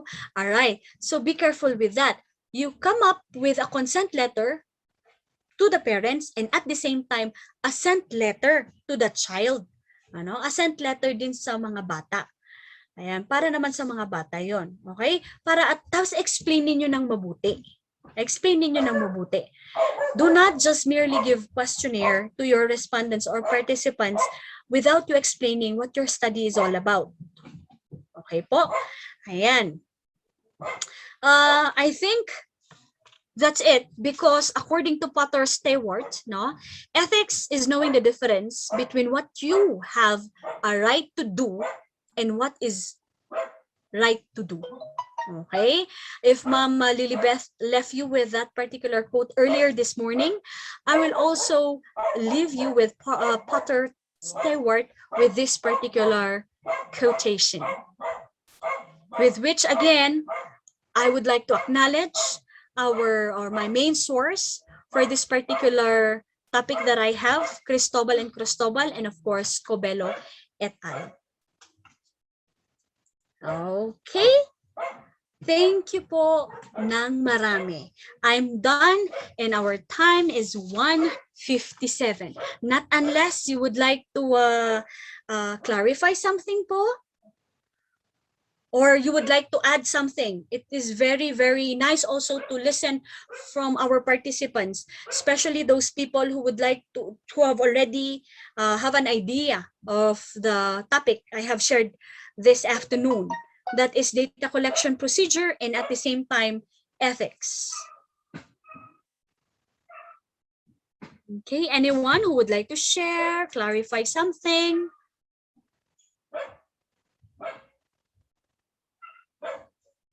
Uy, ang tahimik ng participants natin ngayon, Sir Alejandro. Very behaved sila. Di ma'am, very lang sila ma'am, very clear sa kanila. I hope so. Pero if they would like to share, I think it's very important also to listen to them, Kaya no? nga Baka, oo. They might have experiences that they might like to share. Sigurado yan ma'am, meron, baka nahihiya lang. Oo nga. May teachers nahihiya, imposible. Magtawag ka, Ma'am Jane. Ayan, Ay, no? Si Ma'am Ayan, Fry. si Ma'am Froy. Go ahead, Ma'am Froy. Go ahead, Ma'am Froy. Ayun si Ma'am Ma'am, Froy. ayan, ako ulit ang magtatanong. Of course. Ay, magtatanong ka. Akala ko mag-share. Sige, ma'am. Magtatanong po. Di ba yan dyan si Sir Kasi GP? on ethical considerations po for conducting activities wherein our participants would be our own students. Kasi tinanong rin to ito sa several congresses before and iba-iba yung sagot ng mga speakers kung naaalala ko. Yung iba, ang sabi nila, it's unethical for a teacher to conduct a study na ang participant mo ay student din kasi malamang yung very position mo as the authority in the classroom would affect the result of your study already. While sabi naman nung iba, it's ethical pa rin naman for as long as you would ask perhaps another person to administer the questionnaire, for example. Although, again, meron pa rin yung doubt na what if kahit na ibang tao yung nag-administer ng survey, pero the fact na alam ng student na ikaw yung nagkakandak ng study, would it still not affect the result of your study? Parang ganun ba? Ano pong opinion nyo dyan, Ma'am Jane? Thank you, Ma'am Froy. Yeah, yung mga question mo talagang something na, talagang realistic ang mga yan. Tama, di ba, Ma'am Froy? When we are talking about ethical consideration, tama nga naman yung dalawa. Oh, may point talaga yung dalawang nag-share sa iyo, ma'am, no? Ng sagot nila. Pero if you're going to look at this one, when in terms of ethical issues naman, okay lang naman siya. Okay lang naman siya na mag-conduct ka ng study mo sa mga learners mo. Yun nga lang ang sa atin, it will really affect the result. Okay? Maaapektuhan yan, lalo na alam nila na ikaw yung researcher. Na, let's take it into context. Na, I don't know if you are, naabutan yung mga kasama kong medyo matatanda na po, hindi ko po alam kung meron yung classroom observation, tapos ibibigay nung, how do you call this one? Or nung college tayo, para naman, nung college tayo, di ba may mga times na may magnanaknak doon sa room, tapos mag-administer sila ng questionnaire, tapos palalabasin yung instructor natin, tama? Tapos, don't you worry because the information there will be kept confidential, ganon. Di ba? Tapos sasagutin mo, tapos magbibigay ka ng comments doon sa instructor mo and the like. Pero pagdating after a week, no, lalabas, nagagalit yung instructor namin kasi bakit daw ganon, na nakikita, ayan, lumalabas. Kaya sabi niya, I thought it's confidential, tipo ba? Di ba? How come na nalaman ni instructor yon? Yun ang something na unethical, na ginawa nung nag-administer. Yun ang unethical. Pero I think when you are going to conduct it, wala ka naman sigurong nakuan doon na violation. Yun nga lang is that it will the result will really affect, no? It will really change something. Pero kapag sinabi mo na yung ano na yon, yung things, no? Na yun, sa mga bata or sa mga kwan, adipay ano na ang reaction mo, di ba? Walang confidentiality, walang trust. Yun. Yun ang sa akin, Ma'am Freud. Oo, maalala ko kasi I'm smiling right now because sabi ng isang instructor namin, how dare you write that I am showing my nipples in front of you, sabi niya. And then we're all wondering, we were college students by that time. And I said, bakit nipples? My God, nakakaya, ganon. Only to find out na that particular learner pala, yung student, yung kaklase namin, she's pertaining to the dimple. Kasi yung teacher namin, ang kwanong dimple niya, ang lalim. So I like my teacher because she's always showing her nipples instead na dimples. O di nalaman namin. Sabi, patay tayo dito. See, the confidentiality was already divulged. So wala na wala ng trust. Yun po ang sa akin, Ma'am Froy. Pero that's a good one. That's a good one. May I add? Yes, sir. Sir Jimmy, go ahead. Oo, ma'am, 'di ba? Tapos let's take into context na we're doing action research kasi 'di ba, we're addressing issues. Sino ba yung mag-a-address ng issue? Syempre si teacher, kaya nga siya gumagawa ng research. Tama. So I think it's ethical naman to collect data. However, yun nga, kailangan mong i-manage yung mga biases. True. Thank you. Thanks, Sir Jimmy. Ayan. Thank you, Ma'am Jane and Sir Jimmy. Yes. Oh, yan. Baka yung iba naman ay mag-open din ng cam at baka may mga experiences din sila na gusto nilang i-share. Come on. Uy, wala. Parang excited sila, Sir Drew, sa ating workshop this afternoon. Uy, wala. Sure po kayo na okay po ba ang presentation natin ngayon hapon? Klaro po ba?